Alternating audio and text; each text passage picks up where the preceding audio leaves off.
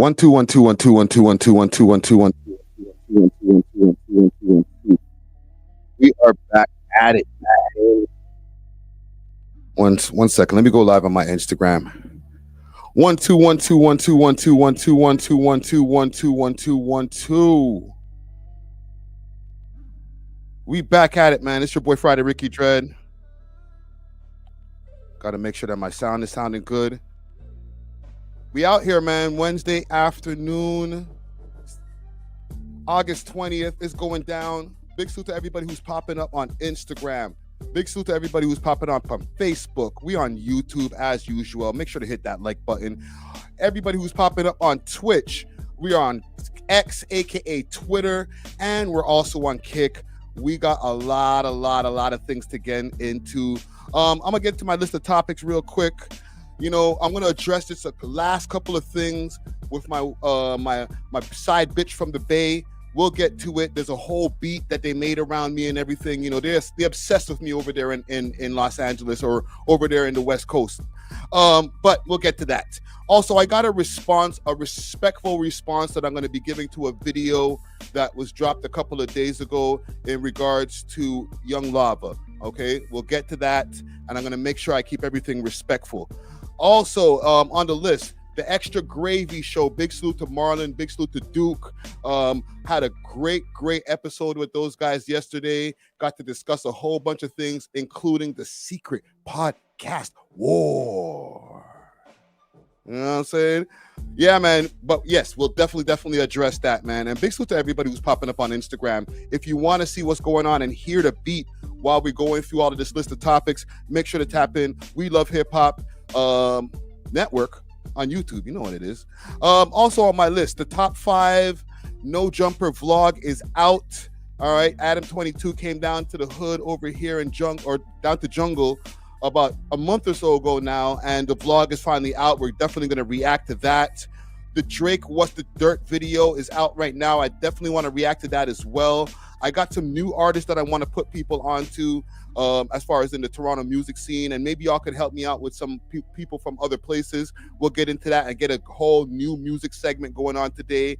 Also on the list, Bunna BCF has been arrested. I don't know. Listen, I'm going to put allegedly on that. Allegedly arrested, because the Reddit and the internets have been saying whatever they're saying, but we're going to look a little bit deeper into this and see what we can find out. Also, Eglinton West is suffering since the addition of the LRT and all of the construction that's been going down. I got a video that I want to react to in regards to that. Self-defense laws. I got a long list today. So self-defense laws is in the title. There's a lot of different videos that have been popping up online about the self-defense laws or the whack self-defense laws that are going on in Canada. And we definitely got to look into that. And last but not least, I want to go into another segment. Is Canada becoming MAGA? Are the Canadians becoming more MAGA-like? You know what I'm saying? And when I say that, I'm talking like overtly racist and just different ways of acting than they used to, let's say 5 years ago. So let me know if y'all have any topics. Spam the chat. Comment gang strong. For the people on Instagram, like I said, we're on YouTube, youtube.com/We Love Hip Hop Network. Let's get into it. Yeah. What are y'all saying, man? Y'all good? Comment gang strong. Who's in the building over here, man? Who's in the building? I seen Old John Crow 416 Trackstar Music from early in the building. Sniffer AGGGK. Listen, I don't. That's his name, all right. I don't share those sentiments, but salute to you in the chat over here. Big Chill in the building. What up? He says, enough respect Friday. Bless up to the comment gang. Comment gang strong. D dollar sign or DSG the 22 in the building. Who's this? Big Hefe. Big Hefe in the building. He says, what's going on over here? He says, hey, not trying to promote anything. Just wanted to share what's worked for me. Oh, come on. You almost got me. That's a bot, gang. That's a bot. The K-bots are in the building. Aiden, what up, man? Aiden, what up? Shice Bub, what up? Who else is in the building, man? Tasha_Latina, good evening. Who else is in the building over here? Young Money, what up? We out here, man. You know what? Okay. Let me stop the beat here. Let me stop the beat. Courtesy of B3. All right, big salute to B3 on the beat right there. He always got the fire. Pause. Let's get into what we got to get into. Before we do that, I want to give some salutes to the sponsors. Let's just pop them up on the screen and make things easier. Big salute to the sponsors, Diamond Club, with delivery all over the GTA and now all across Canada. They got the best selection of flour, edibles, and pens, and all types of goodies that you need. You can find them on their Instagram page, Diamond Club _Canada, or you can find them on the 7 Days of Weed app as well as the Leafy Things app. Let them know that you heard about them through the We Love Hip Hop Network, and they may give you a discount. Big salute to Diamond Club. Cheer! Yeah. Okay, one more, and then we're going to get into what we got to get into. Where we at? I want to take a quick break from this episode to give a big shout out to Only Loud, Canada's one-stop shop for your favorite legacy brands and all things loud. Only Loud provides mail order delivery nationwide and same-day delivery to those in the Ottawa area. Check them out at onlyloud.ca or follow them on their socials, Instagram at onlyloudcanada or on Snapchat onlyloud.ca for more exclusive content. Only Loud is not just a product, it's a lifestyle. Big salute to the sponsors. Cheer. All right. So listen, man, I'm going to just start off with just a little bit of beef that I've been having. I know I don't want to beat this shit to death. We've been going back and forth online, mainly on Twitter. And I don't know, man. When we clip this later on, they're going to be like, yo, bro, you obsessed with this nigga. But Deleted Villain, or maybe somebody in his fan base, or I don't know if he might have a ghost page or something. He has a side job as a producer. These niggas done made a beat on me, yo, on the Boy Friday Ricky Dread. Just to give some people some context to what's going on if you've been out of the loop. And listen, if you're out of the loop, that's fine. It's not an important beef, right? A.W.O.L says you are obsessed. Bro, when I play you what I'm about to play you, you let me know. All right. Just a quick elevator explanation. This all started from when videos of Fantano started resurfacing from back in the days of him crashing out using all kind of N-words and F slurs and all types of stuff. And what ended up happening was he made an apology video. A lot of different creators who he's interacted with in the past didn't say anything, and I called him out. I kind of called out Deleted, but I took it back when I realized that he was going to be doing a video after he came out of YouTube jail. Fine. We clear over there. Since then, I feel like I was misrepresented in the video, so the back and forward started from there, and it got pretty nasty on Twitter. Like, I've slung my share of pussies and bitches and all types of stuff. So I'm not innocent in this whole debacle or back and forth that's going on. Okay, I'm a big enough man to know this. All right, and big salute to anybody who's popping up in the chats, putting the devil emojis and stuff like this. Listen, let me give you guys a disclaimer ahead of time. All right, people who are putting the devil chats in the emojis. Just because you're a Deleted fan doesn't mean you have to dislike the video. I'm a supporter of this other creator. So when I go to this creator's channels, because I know you guys went to some of these other videos that have been on this, and without even watching the video, you're just like, dislike. He doesn't like Deleted, so I don't like him neither. I'm not going to diss y'all, but I'm just going to tell y'all, in my opinion, that's very groupthink mentality. You know what I'm saying? There's enough room in these YouTube streets for everybody, and there's enough bandwidth for an audience member to like one creator and like another creator, or like somebody's takes one day and maybe not like somebody's takes another day. But the group mentality thing where it's like we need to attack other people's fan bases because we like a guy on YouTube. Listen, and I'm not trying to wish this on him, but YouTube is a fickle place. Tomorrow his channel could end up having some problems. He's not around as much.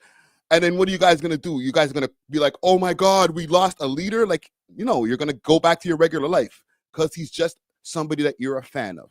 Okay? You hear my tone? I'm not yelling, nothing crazy. So all you Deleted fans in there, what did Trump say? Stand down. Stand down. So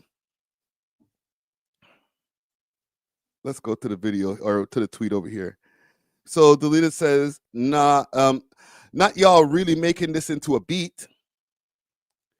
If more gets submitted, I'm gonna pick the best one and make it into an outro.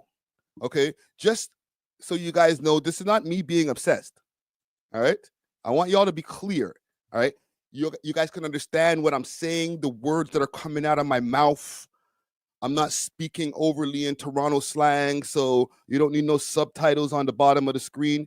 You get me? You understand what I'm saying. It's not just me. He's saying if you guys who are putting the devil emojis in the chat, all right, if you guys submit more beats, he will pick the best one and reward you guys by playing that at the outro of all his videos. And his videos get a lot of views. You know what I'm saying? It might be a sig tape that you might get to hear. Ask me if I don't give a fuck. Ask me if I don't give a fuck. You know what I'm saying? You made it. All you producers out there, get to work. So what happened was, and I'll take you to where this link goes. Let me just switch the screen so y'all can see. And listen, when I seen the beat, it wasn't like I threw something. I know some of y'all might have been when you finally seen that go out there and you say, they got him again. Friday's probably punching the air. No. I enjoy this, man. This is what I love doing content and having these back and forths. This is great. It's great for the network. So let's hear what we got over here. Maybe I might even write some bars. Ask me if I don't give a fuck. Ask me if I don't give a fuck. Ask me if I don't give a fuck. Oh, ask me if I don't give a fuck. Ask me if I don't give a fuck. Ask me if I don't give a fuck. Oh, ask me if I don't give a fuck. Ask me if I don't give a fuck. Ask me if I don't give a fuck. Oh, ask me if I don't give a fuck. Ask me if I don't give a fuck. Ask me if I don't give a fuck. Oh, ask me if I don't give a fuck. Ask me if I don't give a fuck. Okay. Ask me if I don't give a fuck. Oh, ask me if I don't give a fuck. That 808 is. Ask me if I don't give a fuck. Ask me if I don't give a fuck. Don't turn my mic up, yo. Ask me if I don't give a fuck.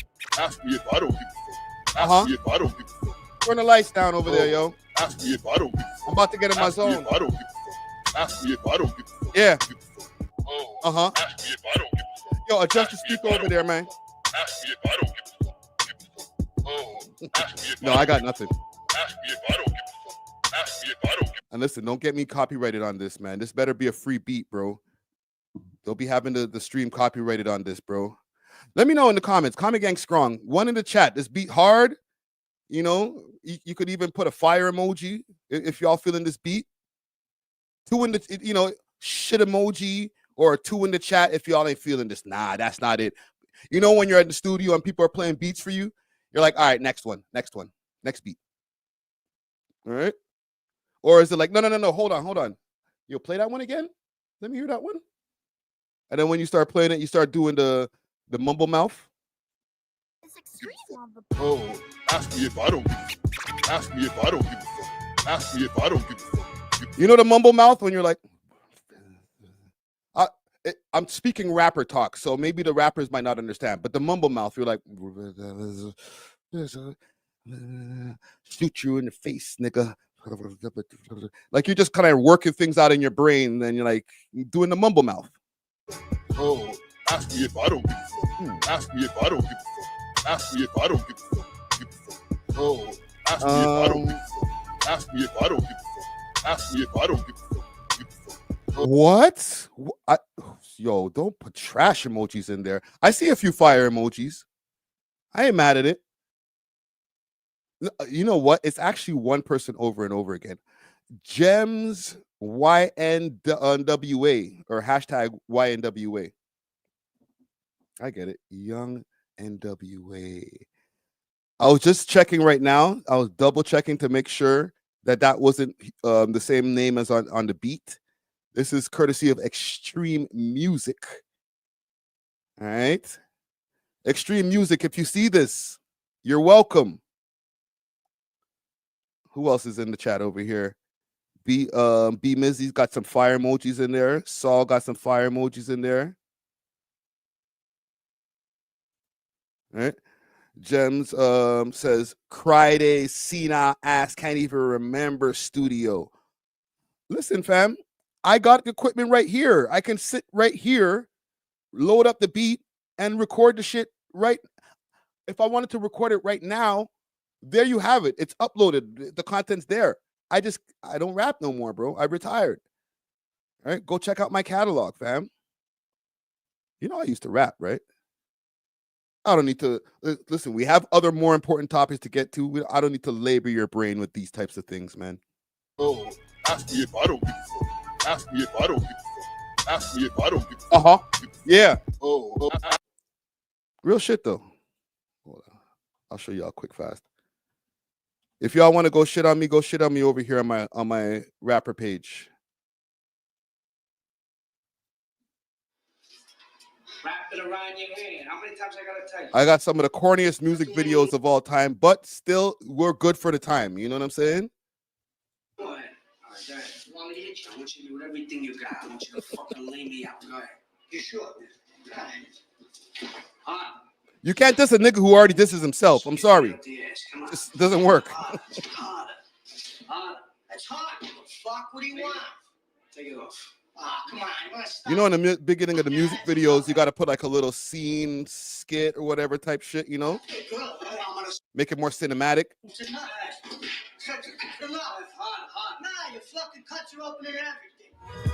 Let's get into some real shit, nigga. Cheer. Ooh. Big Tweez on the boards. Big Tweez. Ricky Tread in the booth. I'm going to take y'all back. It's like a history lesson in my life. My life is like an open book. Listen, started moving work from way back in 93. Cross-color jeans and Gucci links what influenced me. Marcus was my first boss, taught me how to use a scale. $200 a week will never make bail. Crack sales had me up and grinding on a late night. Seeing fiends using some bear can't just to make life. Straight thugging, groovy, had these haters fucking mean mugging. What I thought was real in the past don't really mean nothing. Stop the fucking lies, my youth. Okay, Gems? Take your mouth off of deleted stick and stop the blood clot lying. The kids, the dog, everybody dying, no lying. What the fuck? Fuck out of here. I was just a youngin' trying to chase some street dreams. Who would have thought I'd run a label and a street team? I was drinking Henny every day like a ghetto champ. Niggas fuck around, get acquainted with the ambulance. Been a man, been advanced, own many firearms. Used to smuggle burners from New York inside the carry-on. Shout out to suppliers, consignment, deliver the key. I'ma let you people look inside the original me. Late night grinding in the city, gotta get it right. Late night grinding in the city, gotta get it right. Late night grinding in the city, gotta get it right. NTL to the mega city, get it every night. Late night grinding in the city, gotta get it right. Late night grinding in the city, gotta get it right. Late night grinding in the city, gotta get it right. NTL to the mega city, get it every night. Stop thing. Don't even worry about it, man. I used to rap once upon a time. Anyhow, we have way more pressing issues to get to than deleted. All right. He's not a big hip hop figure out here. You know, next time deleted has an op that's interesting enough, I'll be tapping back in. I will watch the video. I'll hit the like. Until then, Ozempic Rick is crazy. Stop this, man. I was skinny Rick, though, for real. Eh? Whew. Those were the days. Damn, bro. I got to hit the gym. But yeah, okay. Let's move on. Salute to deleted, man. Let's end it like that. Let's end it with peace. Salute to deleted. All right. I'm not waving a white flag or anything like that. If it's fuck me, it's still fuck you. But it's a good. I like to have a good opponent. You know what I mean? A lot of the times, the opponents that I have, I feel like I'm a bully. I just like lame. You know what I'm saying? So you're a worthy adversary, my guy. Salute to you, brother. I want to just talk about something quick, fast. In response to a piece of content that I did the other day. Now, hold on. Let me compose myself because I'm looking at the comments. And y'all are stupid as hell. Henny Ozempic is crazy. Where the fuck is my air horns? Oh shit. That is a mod thing. Yeah, those were my drinking days. Yo, hold on. Yo, Gems, bro, you gotta chill, fam. I know you ride for deleted, but hey, yo, pause, nigga. Oh, you're a girl. Okay, so it's cool. But it's still pause. Cry they want to be packed out so bad. Like, hey, yo. What do they say over here in Toronto? Yo, dress up them talks. To double that one up, yo. Dress up them talks, yo. Dress up them talks there from me. Okay. Serious face. So I did a piece of content about a week ago on this live stream here.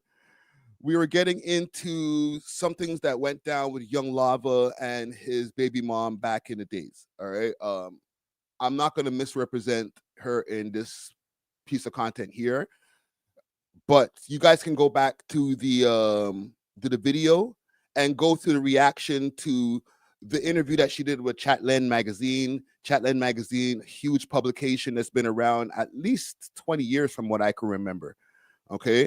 And, you know, doing this media thing, it can be kind of dicey because when you're dealing with reacting to different news stories that revolve around the Toronto music scene and all these different Toronto rappers, you know, I try to make sure I don't come up here, try to put anybody in any kind of incriminating or any kind of, I don't know, just any kind of precarious positions. You know what I'm saying?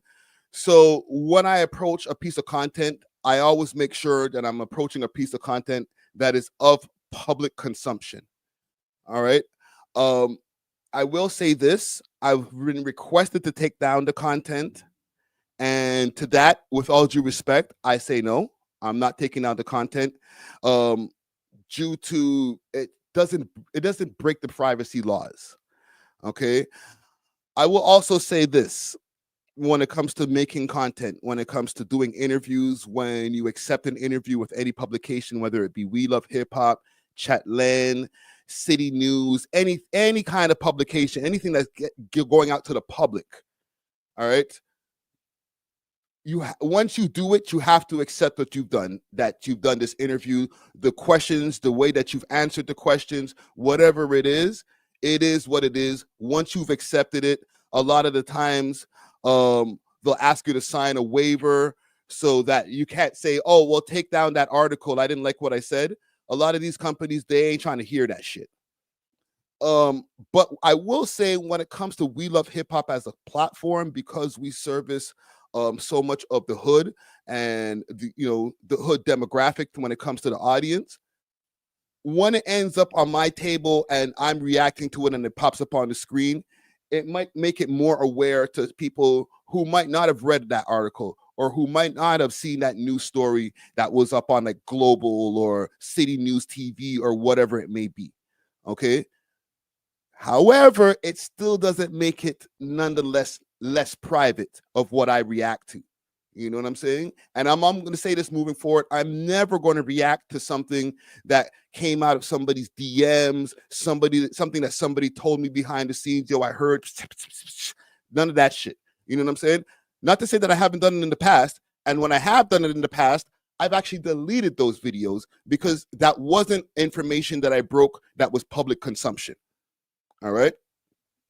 I received a couple, and I'm not gonna long-wind this shit. I received a couple of complaints from the YouTube department saying that there was some complaints about privacy, but we were not going to give you a strike, that they're going to investigate it themselves and look into the matter. And if the privacy policy is broken, then they'll take action. YouTube looked into it. They seen that the privacy policy was not broken, and they said, proceed with your day, sir. Enjoy uploading videos. You know what I'm saying? I'll even read you what they said. Actually, I ain't gonna read you what you said. I'll let Snoop Dogg do it. Let's see. Let's go over to Speechify. Speechify. Hey. Oh, my bad. Hey. Speechify. 1 second here. Let's find the response. I just want to make sure I don't have certain things on the screen. Because listen, I'm not trying to stir up no bullshit. I'm not here to. I know a lot of people are like, you're the guy. You always like the pasa and the mix up. Don't get me wrong. I do like some pasa and mix up, but not in the way where I'm trying to mix up other people's lives and whatever. Not at that cost. You know what I'm saying? But as far as when I watch content, hell yeah, I watch a lot of pasa and mix up. Who doesn't? Let's go to the. All right, so y'all get the point. So yeah, I just wanted to address that quick fast. All right, and for any other YouTubers out there, sometimes when people try to hit you up and they'll say a bunch of wild stuff to you, stand your ground. You know what I'm saying? Go do your Googles if you have to, talk to whoever you need to talk to and find out what you're legally allowed to do and what you're not allowed to do, and then keep it moving. You know what I'm saying? Yeah. But yeah, we'll just leave it there. Okay. I went over to Extra Gravy, guys. All right. I went to go see the ops, the quote unquote ops. You know what I'm saying?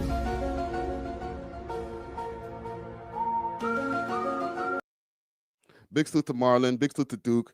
I had a great experience over there. I went over to their studio downtown, you know what I'm saying? I ain't gonna reveal the location, but let's see what I can pull up here. Let's start with my Instagram stories. Oh, they just posted something from it. Bada boom, bada bing. Great. Just in time. For clout that doesn't even benefit them. Nope. Yeah. We just wanted to provide it to a Just blog. to do it. Sometimes just for the story. Just what do they call it? For the plot. Yeah. For the plot and for the lore. They can look at the timeline on Keepsakes or whatever and be like, yo, that's my video still. Yeah, people do. They're not even getting followers to their own page. Yeah. You're just like, yo, I filmed that. Yeah, it reminds me of somebody. Oh, full circle. You got it. Full circle. I do that. Like Yep. These guys are good. Let's see. Let's go to my profile. Follow me on Instagram, Friday Ricky Dread. We gotta go get something to eat. Hey yo, man. Yeah, what's taking? I'm not.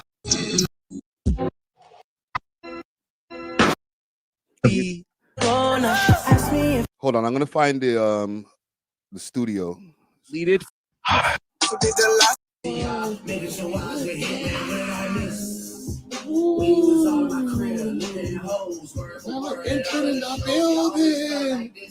I miss?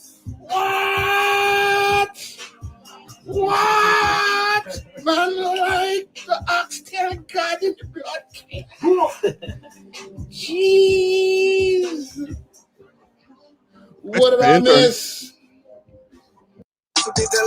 Yeah. Had a great conversation with them gentlemen last night. And just to catch you guys up on what's going on. There was a little Toronto podcast beef. I won't even call it a beef, right? It was just friendly fire back and forth. You know what I'm saying? DJ Natural, one of my co-hosts, he woke up, decided, you know what?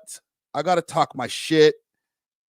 I tried to get up on their show a couple of times. They wasn't feeling me. They didn't think he had enough motion. And they told him that they didn't even say anything. They didn't even tell him go away. They just didn't answer. He said he got a no reply from them guys. So, and I'll play a little bit of what he has to say. Let's see if I could find the DJ Natural response. Oh, here we go. So like I had an emotion, but not as much as I have now. But I still had more emotion than them. You know what I mean? Hey. So I just figured it would be an easy layup. They have pure idiot.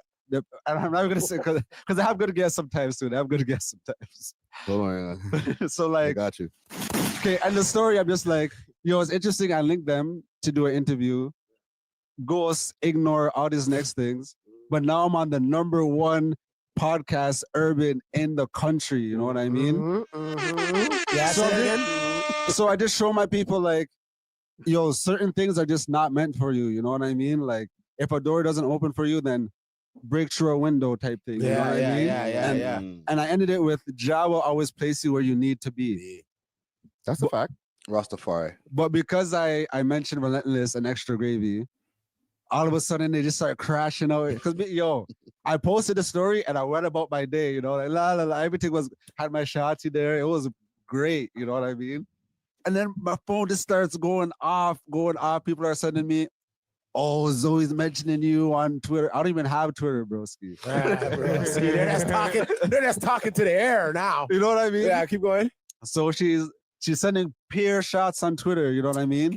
And then Marlon's replying back to her like, hold on. Let me read this comment here. Saul says selective hate is fuck.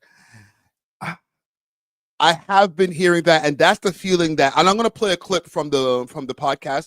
Go check out the episode out right now on the Extra Gravy's Spotify channel or wherever that you guys listen to your podcast.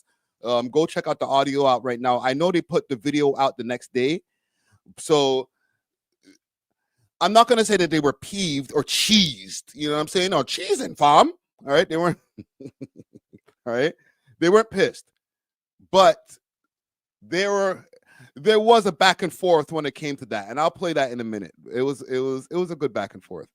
The Six Drip wants to know, who is this guy? That's DJ Natural Wave. DJ Natural Wave. Go follow him on Instagram, djnatural.wave. He's out here. He's been doing his thing for a minute. Prominent DJ in the city. He does a lot of parties every single weekend. And go hit up his TikTok as well.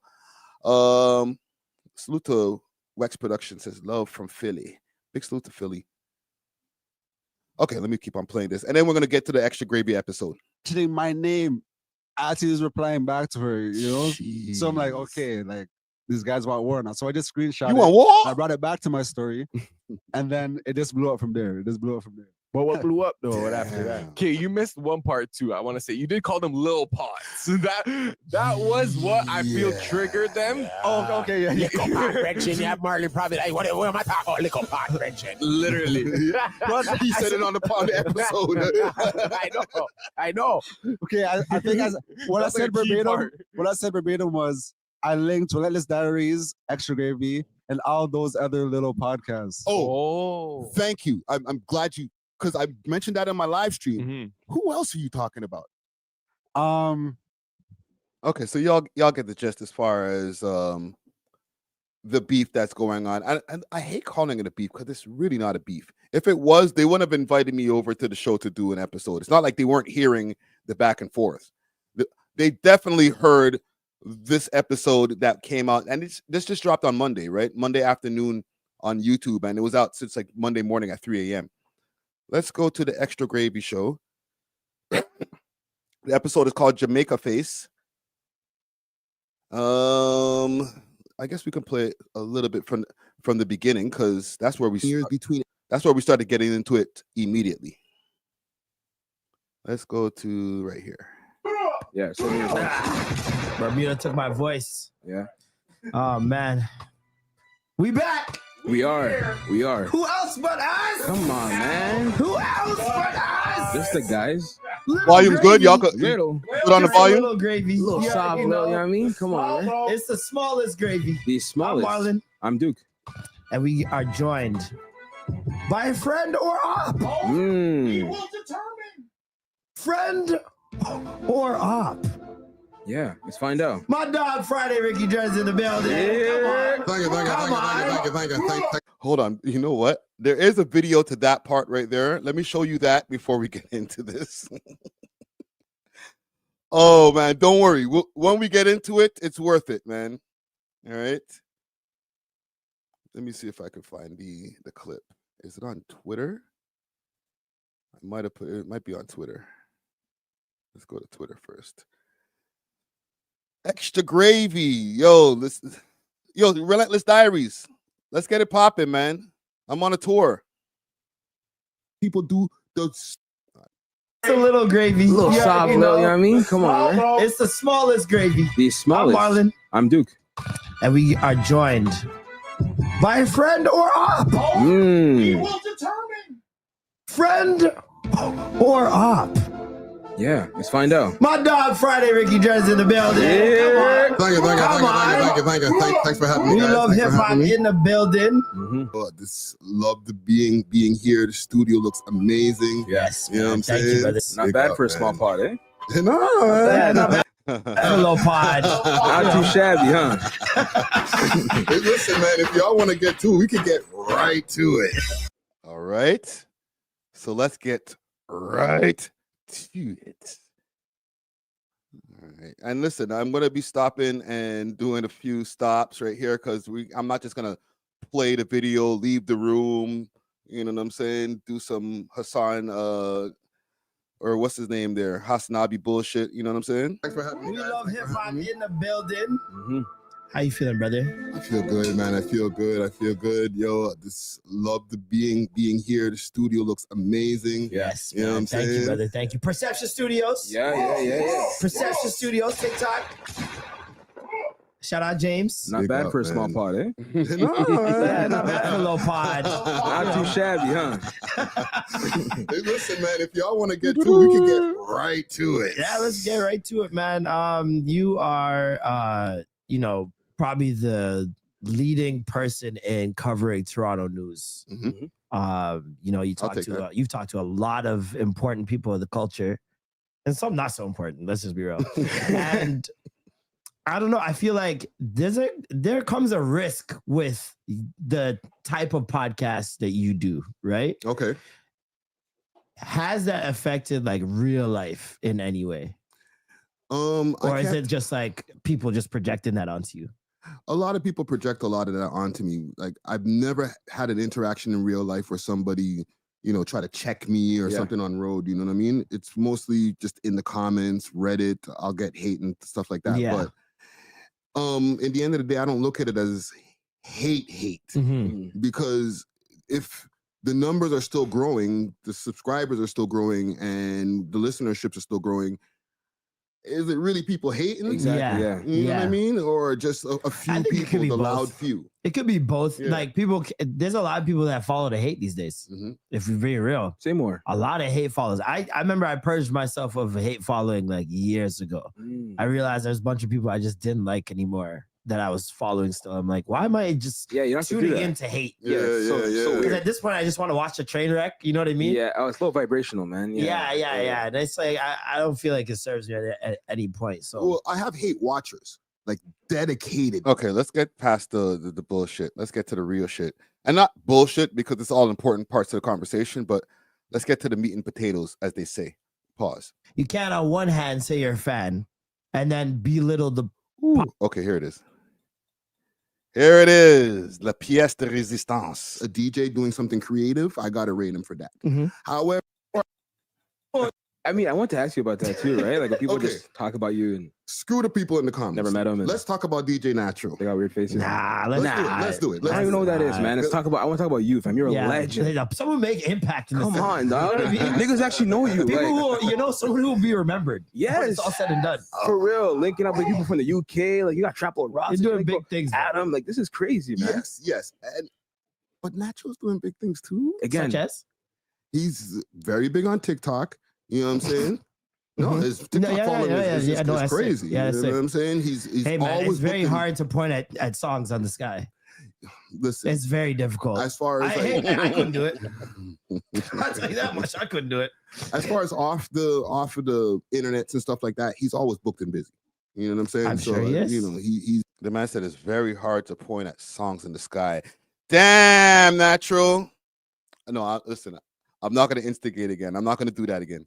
to be able to sustain yourself and sustain your lifestyle as just a DJ doing something creative, I gotta rate him for that. However, I do understand maybe the sentiment you guys might have because he came in bigging up his chest. It's not even necessarily that. It's just the unnecessary side comments. You could say what you want to say and get your point across. You know what I mean? Yeah. But without talking down, especially on a show that you were trying to be on, it really just doesn't make sense. That's the only Damn, nigga. thing I'm not understanding. I've kind of just agreed to just not speak on it because it's like if you understand things any kind of way, like a certain level, you can't really get down to the understanding. You know what I mean? It's kind of like, this is like, I used to think like this so long ago that it's like I can't identify with it. You know what I'm saying? A little bit. Say more. I really don't want to. I really don't. I think it's just. See, I didn't understand that right there, because I'm gonna hold down my team in the end of the day. Like, even though it's all fun and back and forth and whatever, I'm not gonna just go over there and be like, sit there and be like, yo, your man, yo, he's an asshole, yo, I don't know, like how, he's a clout chaser, and I'm just gonna sit there and go, yeah, he kind of like that. Nah. I'm gonna hold my team down. You know what I'm saying? It's weird. I think it's just weird. That's what I keep saying. I've been saying from the beginning. It's weird to do that. It's like weird Marlon said, unless you're a fan.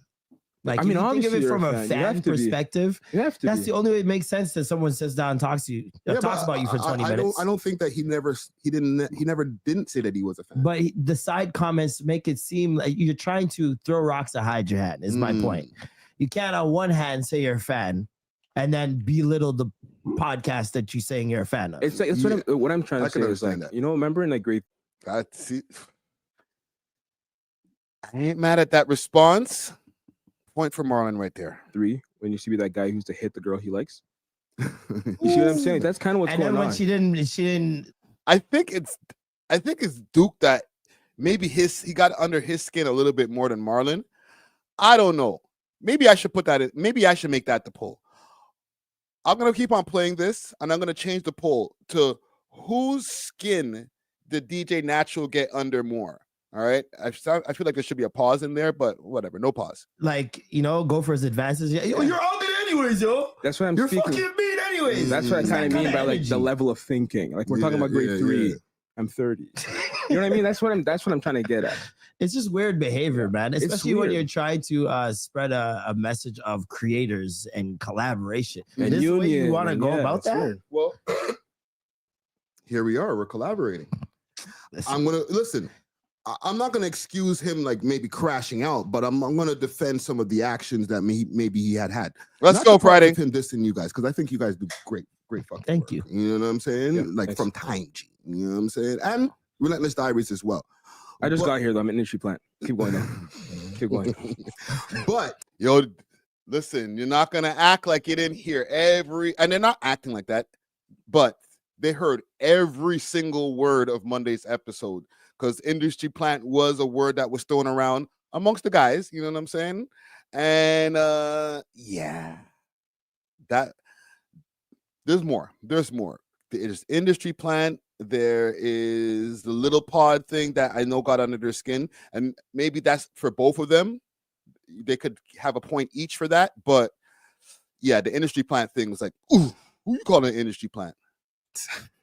The stirring of the pot, that's something that I always think is a good thing when it comes to the scene. You know what I'm saying? Creating some content that, gets the crowd engaged and stuff. If you have something to follow up with that. Yes. What's going to follow up with this? Another party? Well, I'm here right now. Not you. Not been here, but would I would have been here, let's say. You would have been here regardless. You're Friday. Oh, that face says otherwise. Say more. You would have been here regardless. That's Friday. You don't think you would have been here? That put you more into the radar. 1 second, gang. I think I just freaking knocked out my my audio. Y'all can hear me? 1 second. Let me make sure my audio is good. One in the chat, y'all, if y'all can hear me. Obviously, we have guests. We've been trying to fill up the roster with guests for the next couple of weeks. Yeah. Mm-hmm. Obviously, Friday, you've been on the show before. You were here like. One in the chat if y'all can hear me. 1 second here.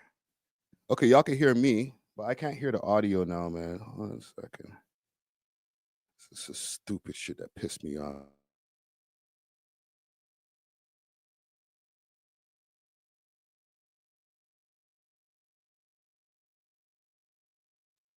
One, two, 1, 2, 1, 2, 1, 2. This should be good now. I remember Friday came to the first. Okay, we're good. Okay, so here at this part right here, and listen, this is with all due respect. This is where I feel like I had to take a point, all right? Because everything that Natural was doing, no matter how much it might have got under the man dem's skin, it resulted in me popping up on the podcast. I know they're going to say, and this is the piece here, they're going to say, you would have been here regardless. But, and I'm not mad, okay? So if my tone seems a little loud or whatever, I just talk loud. You know what I'm saying? I haven't been there in 5 years. Maybe 7, because we've been around for 8 years. So I went there year 1.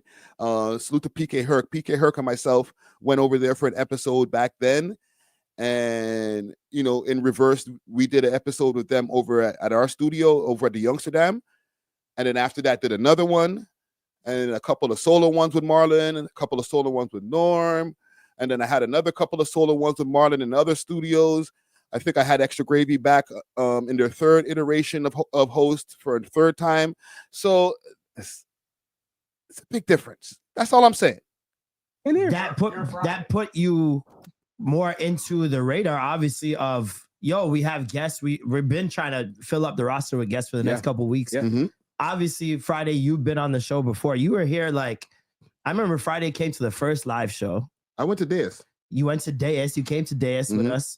And I've been on your show. And I was on your show, a couple months ago. Mm-hmm. So it's like, it's not like we don't cross-pollinate. It maybe not all the time, but you also understand that your content is different from our content. Yes. And that we don't really indulge in that side of things. Yeah. Because our listeners just don't really want to hear. They try to escape that. You know what I mean? I don't think people understand that when they're trying to give advice on what certain podcasts.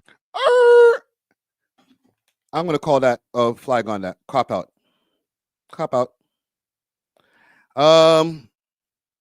Because we don't talk about the same things. That's the point. Sorry. That's the point. That's the reason to cross-pollinate. So what I hear now in hindsight is, yes, you know, we don't do it all the time, but, you know, come on, like the audience that we have, we're not trying to get into, like, think about the drama, trying to get away from the drama. So basically, if I go over there too many times, like let's say I went there as many times as Marlon came over to my show, his audience would be subjected to hearing about the low vibrational fuckery that we talk about over here on the network. Because you're going to ask me questions about, oh, so who do you have an issue with this week? Who are you in beef with? What's the latest in the scene? There's a lot of different questions that they could ask me, but like that's maybe what I hear. Maybe that's not what it is. But when I bring Marlon on the show on my podcast, I ask him about whatever's happening in the scene, as well as what's going on with himself. There's always ways of making the content happen. That's all I'm saying. I'm not trying to make anybody subject their audience to somebody that might make their numbers go down. If I'm going to make your numbers go down, then fine. That's cool. But I just don't see it that way.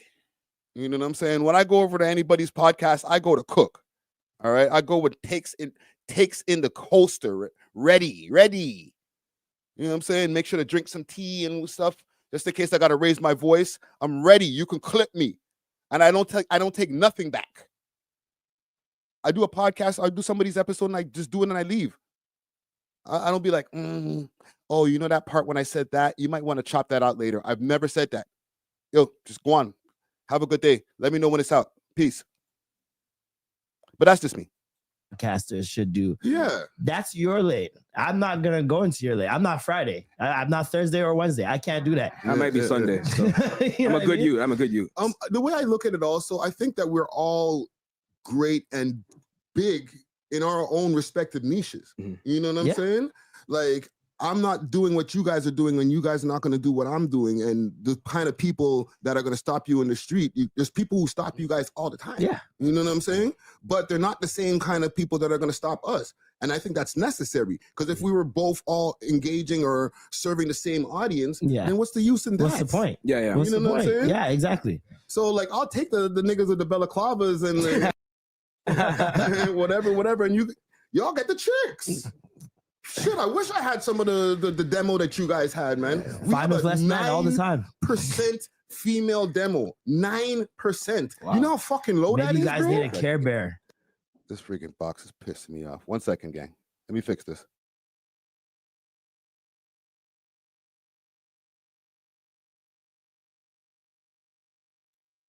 1 2 1 2 1 2. Una momento. All right, let's continue. You guys really do. Yeah, they Like, care. Girls like Care you need Bears.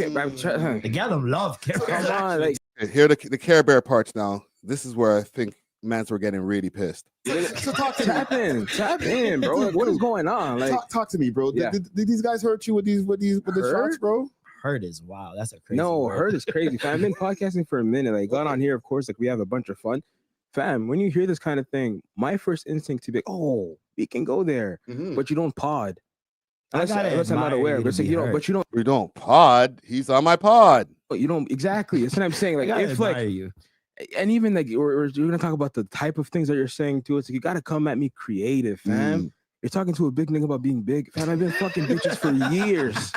Like I'm right behind her, like this, nigga. Like what? What are you talking about? Like what? I suggest y'all watch the video when it drops tomorrow too, because it's very entertaining. And we didn't spend the whole podcast talking about this, so I feel good playing this part here because we got into a whole bunch of other things, including a very profound take that Marlon gave me about Drake and his fan base that maybe we might get into later. And even fuck the bigness. I mean, nah, I don't want to do this. Like, I don't want to do this. I don't want to be the nigga. Big boys, yo. I do all right. Too much time on it. I really don't. I really don't. It's honestly. I didn't plan on doing this. I prayed. You know what I mean?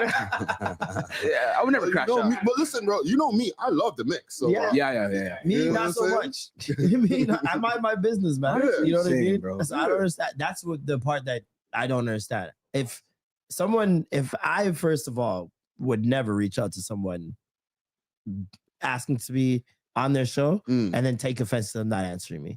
That's just me personally. Yeah, it's just. But I feel nasty. if you do feel hurt by that, that means there was feelings invested prior to that in some capacity. 100%. You admired some portion of the show, or at some point you wanted to be on the show to, I don't know what, talk. Because really, that's my main thing when I look at someone who's asking to. Oh, he's about to cook. Right? And not cook in the way where like he cooked natural, like, but he's about to get a point off. But I feel like natural did have something to promote, but we'll get to that in a second. I don't know. What are y'all thinking right now when it comes to this? Was natural in the right or was natural in the wrong when it comes to trying to get on the show? And maybe not just that, but maybe getting upset when he didn't get a response. Because I hear that all the time. People hit me up to get on We Love Hip Hop. A lot of artists hit me up, and there's people who've been upset about not receiving a response. The difference with them is they don't have podcast. They're not podcast hosts, so they're not able to jump up on the microphone and express themselves. Yes, granted, he did start by expressing himself on Instagram and on his TikTok page, but he knew that he was going to be pulling up to talk about the shit on the podcast after we see this shit. So I don't know. In my mind, it's a good promotion play. Not everybody's always happy with promotion in them type of ways. I ain't mad at it. I'm not going to tell a man how to get his promotion off. If I really was, opposed to it, I would have been like, nah, bro, you can't. You're going to be bringing out the integrity of my show with a stunt like that. But if that's how he feels, get your shit off, bro. You know what I'm saying? I'm here for it. I'm not here to engage. I'm here to watch. Right? Pause. But I'm not here to engage. Be on the show. Mm-hmm. What are we going to discuss? What do you have coming up? What are you working on? If it's nothing of interest to my listening audience, I'm probably not going to indulge. And I think that's okay. I think that's just how that's how content works. But it's very tough. It's very tough with creatives too, because obviously creatives are emotional, right? So they're going to react in a certain kind of way. And I think that's what we're witnessing right now. But like I just don't want them to think that this is the only way that they can get attention, some motion, and some attention, because this is the most attention that they're getting. Listen, hard shot right there. Ooh, it's like a hold on. What Red Cross? Bow. I'll play. When that was happening, and I wish y'all could see the video, yo. Tomorrow when the video drops. Put it this way: they're sitting on each side of me, and I'm just getting da-da-da-da, da-da-da-da, da-da-da. I'm like, right? So if I'm quiet in that moment right there, it's not because I didn't want to be like, hold on, but it's like they were having a volleyball match right there with their takes right there. I was just like, whew. All right, stay low, and then when it's time, fire back. Let's go. And if this is the way you want to go about it, you're just gonna be chasing that all the time, and nobody's gonna remember you. Yes, and I do understand that in a lot of different There circumstances. we go, Friday. Let's you go. are right. However, how long are we in right now? About 4 minutes and change? Or no, about out of the 15 minutes, we're about 10 or maybe 11. I think he did pretty good. See, that's a crazy metric to go by. Come on, dog. People talking about you means you did good. No, I'm not saying that. That's weird. It depends on what you do with it. Exactly. But that's my thing. It's like nothing's being done. It's just more talking. And then thinking that this is making him feel good. Like, that's the weird part to me. I gotta check in the poll right here because when I think Marlon sounds kind of peeved. I'm not gonna lie. He sounds kind of cheesed. I'm asking who was more pissed, Marlon or Duke? 75% of y'all said Marlon. That's crazy. But he do sound kind of pissed at that. Granted, this is Marlon's show. This is his baby. All right. He's been producing this show from as long as I've been producing my show for 8 years. So I could understand he's going to be the more pissed off one. Like, don't never call my podcast no lickle pod. And I feel him. And y'all seen the studio. That ain't no lickle pod. The shit looks great. And if this is where you're getting your self-esteem, yo, love yourself. I don't know if it's love yourself, man, because this is a crazy place. Be to a get Care Bear, nigga. Be a Care Bear. Care more. Love yourself. Self-esteem? Can I do that? I definitely should bottle that shit. Maybe what his intentions and what his esteem might be feeling at the end of whatever what we're doing here. You know what I'm saying? It might be a part of like a 4D chess master plan. That we're just not. He doesn't strike me as someone who plays chess. Yeah, I don't know. Man. You know, I'm talking about 4D. No. Put it this way, because that's one of my co-hosts. He's on my show for a reason. Oh, he's a co-host. Yeah, he's not just a guest on the show. I don't really know your co-host. See, that's the thing. Niggas ain't really watching the show like that. So and granted, Natural has been a more of a newer addition to the show. But they might have just thought that this nigga I invited him to get his shit off. Like, no, he's there every week. So him hearing this, that's just adding more fuel to his fire. And he got takes. Everybody got ops. I'm not ops with them, obviously, because we've had a great relationship for years. But whatever, there's people in the chat, Deleted, he's, I guess, if you want to call us ops or internet ops, that's one of my new ops. But over the years, I've had multiple internet ops, not real ones, just internet back and forth, people who we go back and forth and talk shit about each other on videos, little stupid shit like that. You know what I'm saying? Nothing really serious in the grand scheme of things. Nobody gonna get hurt type shit. You know what I'm saying? But I've had a multitude of ops. Like my ops, I could have a playing card of the different ops, Toronto and international. You know what I'm saying? Carol said whack 100 facts. Right? Chintiki, former op for real, because that's a member now. Member, see it? Turn one of my ops to a member. He used to jump in the comments crazy. Oh, Rock Boy, former op. I don't know. He might still be an op to me. Right? In his mind, he might be still like, yo, Friday, that suck your mom comment that you said about me like 5 years ago. I'm never letting that go.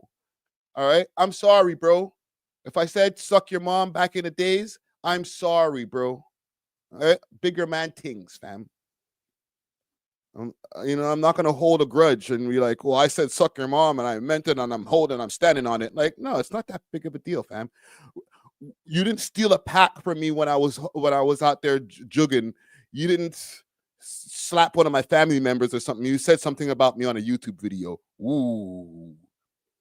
I'll take it back. I didn't mean it, bro. Hold on, let me bring it closer. Yo, Rock Boy, I didn't mean it, bro. I didn't mean to say suck your mom, bro. If you see this, I apologize. And maybe one day we can get to a common ground and potentially make content together. You know what I'm saying? We're better together than apart, brother. Salute to you. All right. Who else? Chris Sky. Yeah, Chris Sky is former op. Actually, he might still be op. But I'm about to react to a piece of content from him over there. Right. New op. Curtis Queen. New op alert. That's right. That's more recent. DJ Head. Y'all could throw DJ Head in there. Right. He might not even know. He's like, I'm above this. I'm never gonna respond to this lowbrow stuff. I'm too busy talking about the nature of hip hop and the way that the shift is really happening. But yeah, you might opt to. Who else? Not top five. Top five ain't opt. Sometimes he is, but most of the time he's not. For real. There's somebody I'm forgetting. I used to have ops, Gutsy Gutson and not DJ Las Vegas, but Gutsy, that used to be my op. That ain't my op no more. I'm good, man. Clean heart, Bridgin. All right. Six Buzz. Y'all forgot about Six Buzz. We cool now. We good. Call me. Where was I? I got super sidetracked. I'm a freaking idiot. Let's get back to it. Names, to be honest. I know Friday and the guys that sit beside Friday. Yeah. Well, you guys got to tap in. There's Dusty Wallace. Dusty Wallace is over there. He's been a prominent mainstay from like maybe the last 3 years. Fire. You know what I'm saying? And then DJ Czar, he also runs Borough Sound TV, right? Mm-hmm. DJ Czar is a great addition to the pod. You know what I'm saying? Mm-hmm. Turkish Adam too. Yo, I got a lot of ops, man. Damn, man. Maybe I'm the problem. This guy. So, we get a little bit of like opinions from people who are white people and stuff like that. Yeah, you know what I'm saying? And like the gym. Question about that. Do you draw a line in terms of what they can and can't say about the culture? No. Like if they're trying to speak to like a certain perspective of like Black experience. Listen, hold on. We're gonna rewind this right here. Right there, they try to put me in a trick bag on the behalf of DJ Czar. So, you got a white guy on your show, right? So what are your views on the way that he might be able to speak about the culture?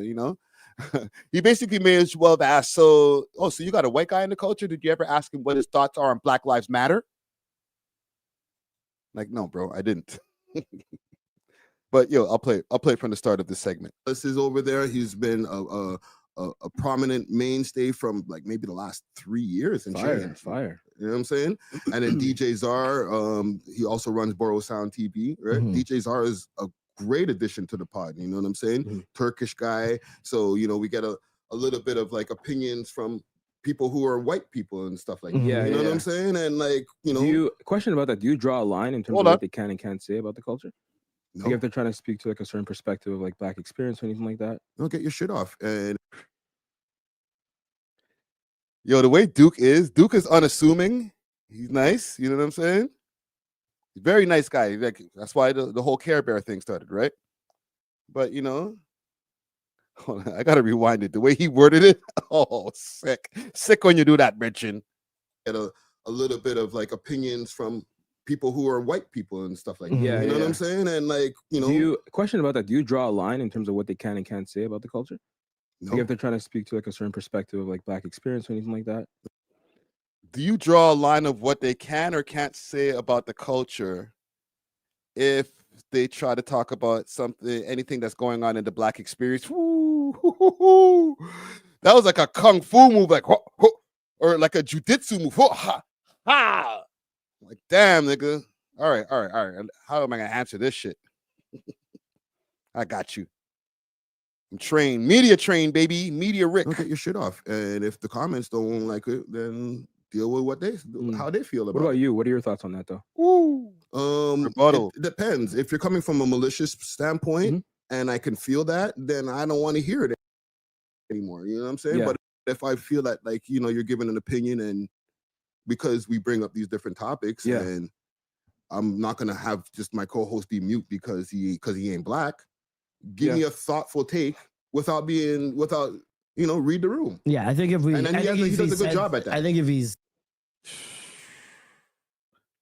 smooth, it wasn't even like, got out of that. Like, no, it's pretty easy. I got you.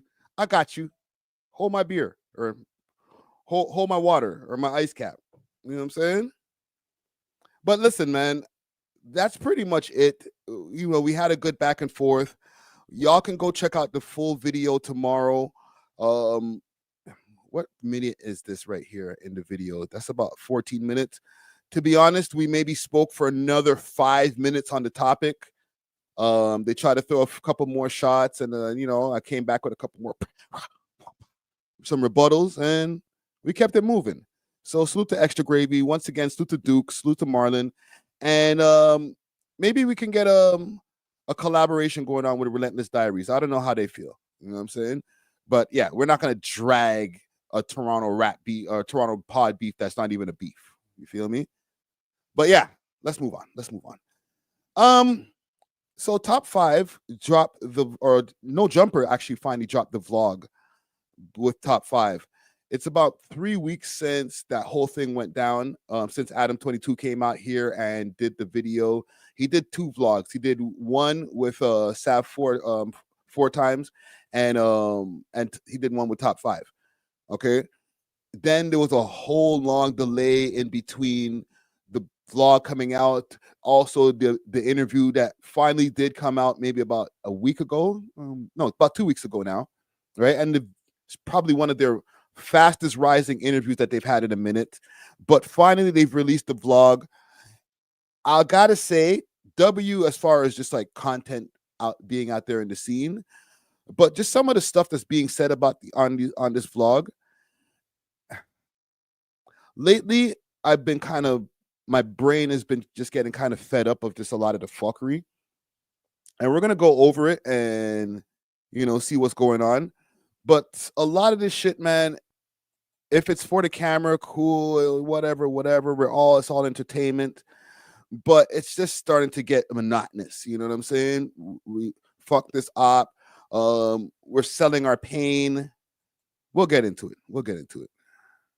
And I'll stop in those parts where it honestly kind of gets under my skin. And it's not 5 himself. It's just the culture completely. You know what I'm saying? So let's see if I could find this in my history. Let's go. Sounds that good? That's amazing. Okay. Let's go. When we think about the cities that have produced the most lethal rappers over the last few decades, a few areas come to mind. Chicago, LA, Baton Rouge, Memphis. You know what city probably doesn't come to mind? Toronto. In fact, Toronto's murder rate averages around 2 to 3 bodies dropped per 100,000 people, which frankly can't hold a candle to a place like St. Louis, where the murder rate is approximately 20 to 30 times that. And for the most part, Toronto's major musical exports like Drake, Tory Lanez, and The Weeknd are known more for their silky smooth deliveries and hit records than their tales of spinning and drilling. But there's an exception to every rule. Over the last few years, a rapper has emerged from the underbelly of Toronto who is known more for the bodies he's beaten and the ops he's disrespected than his music. And the way they be making Top 5 sound, and listen, with all due respect, like I know them guys, they're mans out here. They do their thing or whatever, right? But when these Americans talk about, Top 5, like they almost try to make it sound like, yo, he has bodies himself. He has a bunch of bodies, and, you know, watch out because you might be his next one. If that was the case, he'd actually be in jail. So, like, it just sounds like a lot of lore building, and that's cool. But it's just, we don't look at it that way over here. We know that they get, you know, his people and them, they get it in and whatever, but we're not like, yo, watch out, Top 5's gonna come shoot you himself.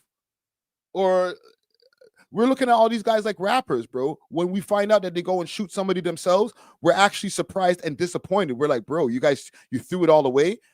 Don't worry, I have a new story with a rapper who threw it all away just now. So it happens. And don't get me wrong, it almost happened to him too. So we're not going to forget that. that rapper goes by the name of Top 5. I'll be honest with you. I've interviewed King Von, YNW Melly, TK, and YBC Duel. All of them either accused of or convicted of murder, and each one was menacing in their own right. But none of them left me with the same chilling gut feeling I had after sitting down with Top 5. Really? He's lore building. was just something different about his energy, something darker, more sinister. There was a gleefulness in how he spoke about all of the killing that has followed behind him throughout his career, as if all of this chaos wasn't just inevitable, but Okay, let's fast forward. I can't do the teleprompter thing. Life later. For now, come join us as we meet up with Top 5 in his neighborhood, a place where few vloggers have stepped foot before. Enter the jungle. The Jungle, or as it's more commonly called, Lawrence Heights, is a Toronto neighborhood that has been notorious for gang activity over the last several decades. The tight cluster of housing towers has made the area both densely populated and highly contested by rival crews. Murders and shootings happen regularly here, so I'm on high alert as I pull up, since I've never been here and I have no idea what to expect. I will say this, the narration stuff, even though like some, like it or not, however you feel about Adam, them adding narration to the production itself and then leading into the vlog, I think that was pretty cool. But yeah, this is the trenches.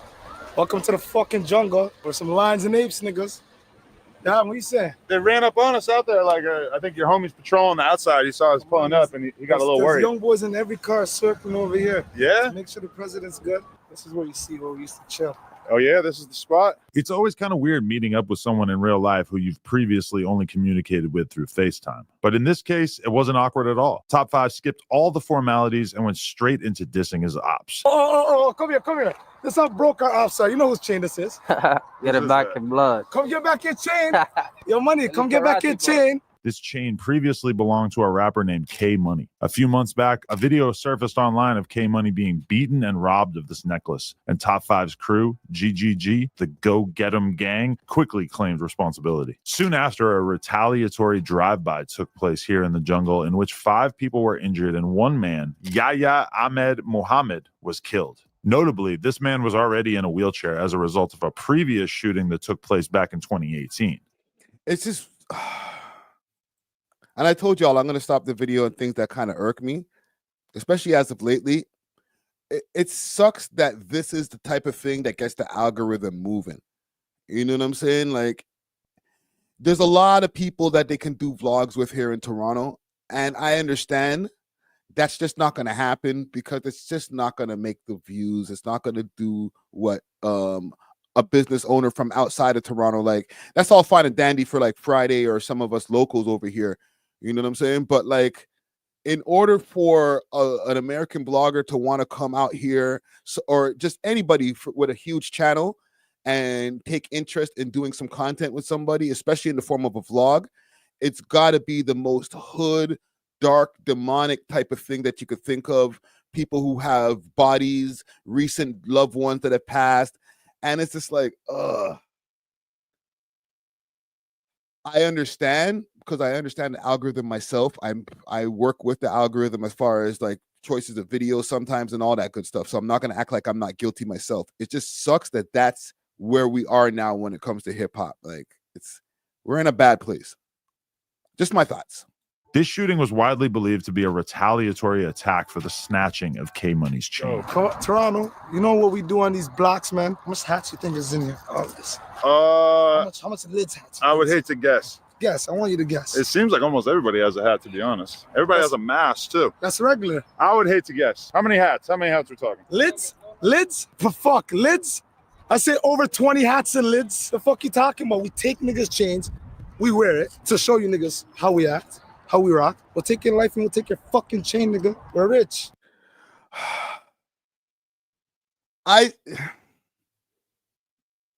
issue what I'm having right now, and also I understand there's a lot of people who have issues with the things that Top 5 says, but like, we're at the point now where self-snitching has become like a religion almost. You know what I'm saying? Because real ramifications end up happening off of the internet. I understand that he's had a case where they can't use social media against him moving forward, but that still don't mean shit. There's people right now who are having lyrics pulled up in court. Okay, I ain't gonna tell you the Toronto rappers that are currently dealing with legal issues, but they're using their lyrics in court. They haven't stopped. You know what I'm saying? So if they're using lyrics, they're gonna use interviews, all of that terminology and stuff like that, hats and lids and all that other shit. Like, The boy them are like 25, fam. We're not talking about some 55-year-old or 50-year-old like myself, police officers that are out there in the force these days. We're talking about 22-year-old police officers that are be watching all of this shit, and they're like, "Oh, how many hats you got? Write that down." Just saying. Adam 22, you want some demons, nigga? Top 5 repeatedly claims that his neighborhood has so many hats that they might open up a Lids store. This is actually a viable idea since Lids has over 1,300 locations worldwide, with around 130 of those existing in Canada. But hold on, let me address this comment, and then I'm not addressing any more comments like this. Mr. Greasy Grumps, because I see you in the comments a lot of times, he says, "Yo, Ricky," because he's putting in all caps. So let's read it how he got it in his mind. "Yo, Ricky, are you really promoting all this for a YouTube paycheck? Ricky, you got kids?" So let me just address this. And once again, I'm going to reiterate, this is the last time I'm going to address you, my dog.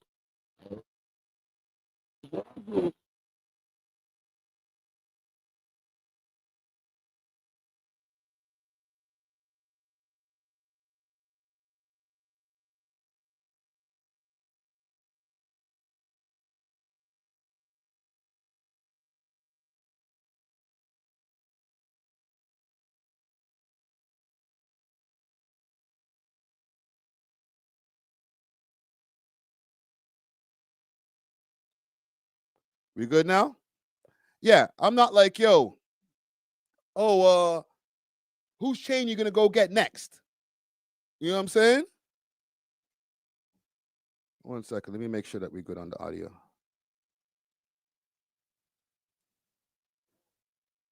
One second, I got you. I got you. Okay, we're good. We're good. Yeah. Hold on, let me bring back this comment over here, because there's a difference between promoting, reacting, and when you're reacting to these different things, encouraging it. There's a big difference. You know what I'm saying? If I got up on these platforms on a weekly basis, seen all the fuckery that these niggas did, and was like, "Yo, can I get some more fuckery, please? Can you guys do it again?"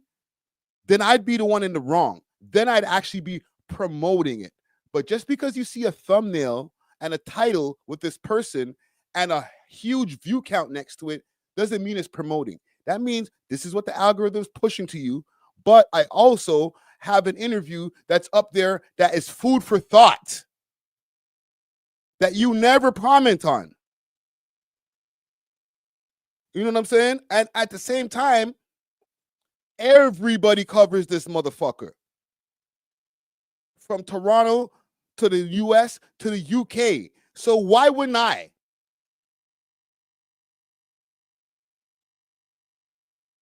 You saying audio? One second, man. Shit's pissing me off, bro.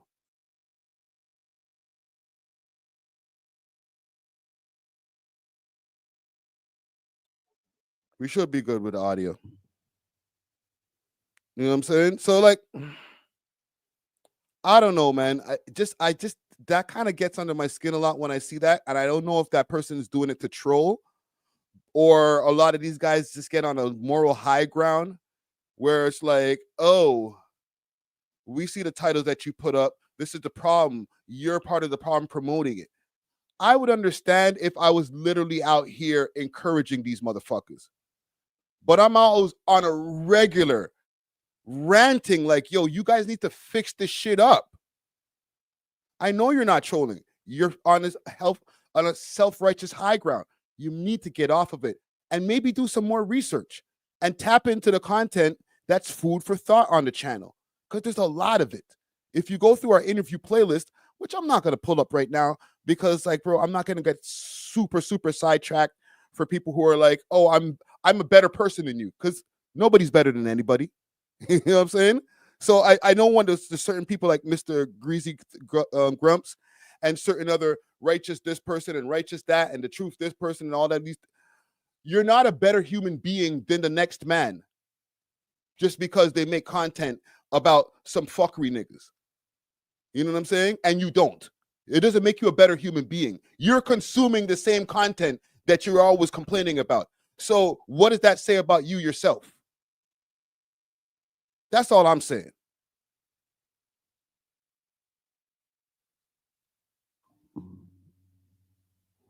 Jesus Christ. Fortunately, some skeptical online sleuths believe that Top 5 isn't planning on opening a lid store at all, but rather using coded language to suggest that his crew has racked up bodies in an ongoing gang war on the streets of Toronto. Yeah. After this, I'm going to an art block to shoot a music video. That's what we're doing. If you want to come, you can come. And then, if you don't want to come, I'll meet you in the club tonight. Oh, shit. I'm going to Okay. an art block to shoot a video, 100 shots. If I came all the way to Canada and didn't do that, it would seem like kind of a waste of an opportunity. What block are we talking about? We're going to the Driftwood. Oh, okay. Your former friends. Not friends. Friends turn to enemies. This was where Top 5 revealed to me his master plan to shoot a music video on his ops block today. The op in question, Pressa, one of Toronto's most prominent street rappers who hails from the Jane and Finch neighborhood, which is located in the Driftwood area of Toronto. I had mixed feelings about this. I've interviewed... Just as my thoughts for somebody over here from Toronto, I think to myself sometimes, what happens if this beef gets squashed? Okay, or so much bullshit happens that, you know, guys from both sides are all locked up from so many different directions that the shit gets squashed. And then let's say there's only the rappers that are outside on road. Then what are these guys are going to be? What angle are these guys going to be able to use to be able to gain more notoriety? It's just something that sometimes that I think about. You know what I'm saying? Because if there is no drama for these guys to use in their image or whatever it may be, would they be getting as much views? Would they be getting as much attention from the audience, whether it's love or hate? You know what I'm saying? I don't want to be honest, for these guys to be able to get to that point, they're going to have to go through a lot of hardship. But it's just something that I wonder sometimes, that like if you had to just minus all of the drama or all of your friends are dead or in jail, it's like, all right, well, what we got left? Are we just going to make music about just whatever we've been through? Or are we still going to be beefing with each other online to be able to stir up the algorithm? Because when you minus all of the drama, in the end of the day, all these guys are musicians. Can they sustain themselves with just the music alone? If to answer my own question, I would say no, because of the way that the algorithm and the way that just the audience has worked at this point, and just the way hip hop has gone. Like this trap shit, or not the trap, the drill shit has really destroyed a lot of the minds, where you're not even listening to the music anymore. You're just watching these niggas' stories. You feel me? Toronto 222 says Top 5 would probably have to go back to Shirt Off Shawty. Like, no diss, like, and I doubt he would do that, but like, it's just like, what would you do if there's no beef? And it's not because you don't have beef, but like there's no beef left. You killed off all your ops, unfortunately, or all of the men from your crew went to jail, because that's happening. Both sides, bare mans are catching 25 years, 50 years, 10 years, 5 years, and a lot of them are talented rappers. So I'm thinking to myself, shit, is it all worth it? Like, there's like 5 niggas from like 20-man teams that are left on road. I eat that thing. Pressa a few times and we get along just fine. I don't really want to be included in a diss song towards him. And in fact, Top 5 and Pressa got along just fine as well, up until about 2 months ago when Pressa took Toronto drill fans by surprise by taking to his Instagram story to call Top 5 out and releasing a diss track called President's Choice that featured a cute little Top 5 cartoon for the cover art. Top 5 responded by saying, "Never got robbed in my life. Tell the world how your bitch robbed you for your AP and BFR chain. You never even went to Houdini's funeral." Houdini being the legendary Toronto rapper. I feel like Adam is just learning all of this shit also in real time while he's making this this vlog. Confusing until I realized it was a reference to press recently, in which Top 5 They mad I came over and took their spot, man. Top 5 just mentioned how he gave Pressa $1 million. And you might be wondering, how did Top 5 get $1 million in the first place? Well, he's referring to a heist that apparently took place recently in which Top 5, possibly aided by Drake himself, managed to scam some crypto kid named Julian for $3 million. How exactly Top 5 scammed him and what Julian was promised isn't totally clear. All I know is that Top 5 is definitely acting like a dude who has $3 million. He's wearing... Yo, there's way too many people talking about. I had to go check on the view count on that for a second. 74,000 in one day, and that's in there too. Jesus Christ. An all Louis Vuitton outfit in this video with 2 massive diamond chains around his neck. And when we went to the club with him later that night, he was ordering bottles for everyone in our section all night long, even though he himself doesn't drink. Oh, and he also had the bottle girls bring out a sign that said "Bitches for real," which I found a little confusing until I realized it was a reference to Press's BFR crew, which would otherwise stand for Blue Feather Records. Okay, let me stop this for a quick second because I'm going to change the poll that I have here. The original poll that I had up was, is this vlog a W for Top 5? But I'm going to change it. All right. I can't even see where the results. Okay, here's the results. So the original poll that I had up was this, was Top 5 vlog a W for him? I asked. 53% says no, and 46% says yes. All right, and that's 28 voters right there. So that's a good amount of voters. Let me ask you all another question here. And again, and listen, I've asked this question before. Will Toronto rappers experience a RICO? Experience a RICO. All right, and I know that we don't have the RICO law here. We have something called OC, organized crime, right? Project this, Project Phoenix or Project Project iPhone. I don't even know how they come up with the names of these projects that the police be putting on. But after all of these friggin' YouTube videos and all this shit that these niggas be saying and bodies be dropping on road, like, fam, sometimes my heart beats watching some of this content, fam. And I'm like, the boy. People ask somebody. Marlon asked me during the interview that I did with Extra Gravy yesterday. Do you think that the cops is there a chance that sometimes the cops watch your content? I said yes. I didn't even let him finish his question. I said yes. There's no way. They're not. And I said not just me. Everybody. Anybody who got anybody on their platform or who covers anybody who might be out there doing any kind of criminal activity, the boy then will watch your network. They'll watch your channel. No Jumper, academics, everybody. Anyway, Trap Lord Ross did an excellent video about Top 5, and in the second half, he goes over exactly what happened with Julian, which is particularly fascinating because it includes audio recordings of Drake trying to calm Julian down and assuring him that he will get his money back. In a now deleted stream with DJ. And the reason I ask is because, like, it goes all the way from the bottom to the top. So it's like, oh my God. Oh my God. Academics, Julian would come out guns blazing, going on what seemed like a stimulant-induced long and rambling story, where he would accuse Top 5 of scamming him out of $2 million together with none other than Drake himself. If you want to make money, just get your money back. Enjoy the rest of the year. These things take time. They're not built in a day or a week. I have major plays coming up in business. Yo, Drizzy, that's your homie? The 22 stir? That's your homie? All right, brother. Can involve you in if you stop doing all the dumb you're doing. Oh, and so I still haven't explained why Top 5 gave Pressa $1 million of the $3 million that he allegedly came up on.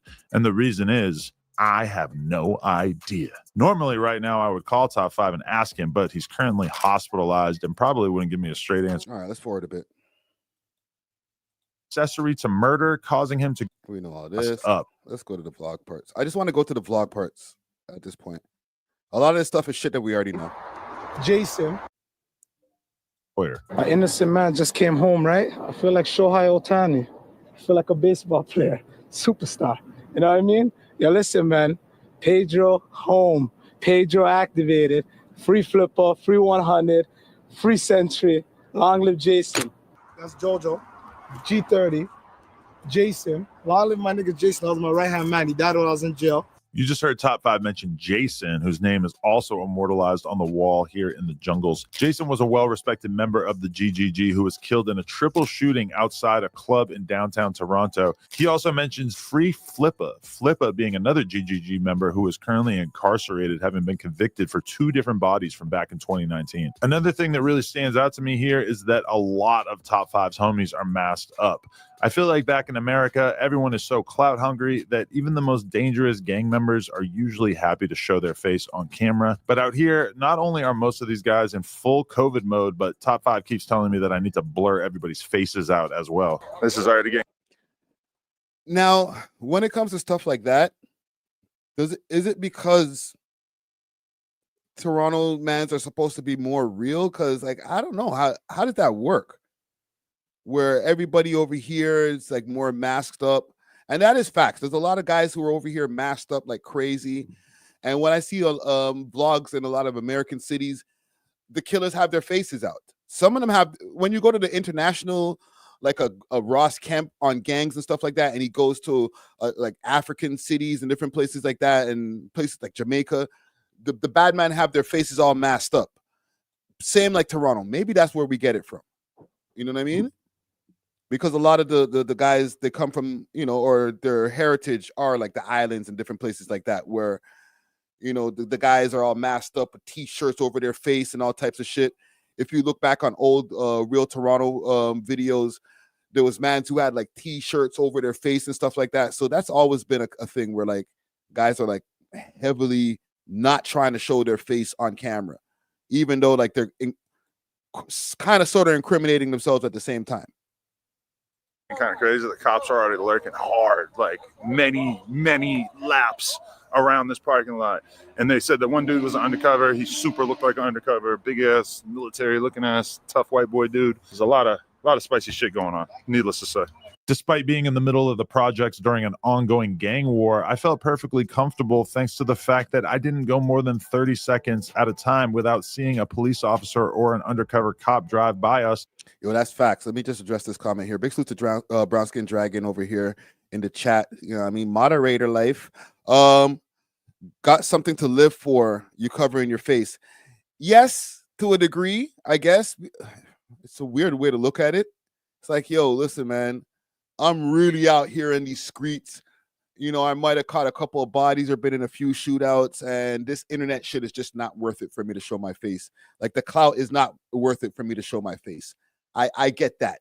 Still shitty humans for what they're out there doing, but at the same time, I do get the regiment.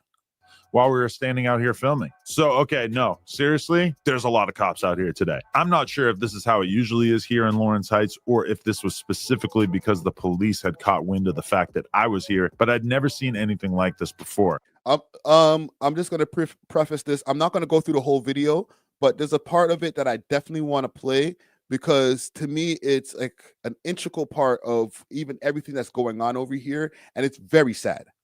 The boys were literally just circling around the entire time, probably trying to intimidate us into dispersing. For sure, they're on the lookout for any kind of bad behavior around here, but I got a squeaky clean record, so at least I got that going for me. At least somewhat motivated by law enforcement clearly taking interest in us, we all got into various vehicles and took off, driving to another section of the projects approximately 200 feet away from where we started. Location number 2, we are literally like 100 feet away from our previous location, but we drove here for some reason. Most of them walked. We drove. What memories you got right here? I had a shootout here one night, I swear.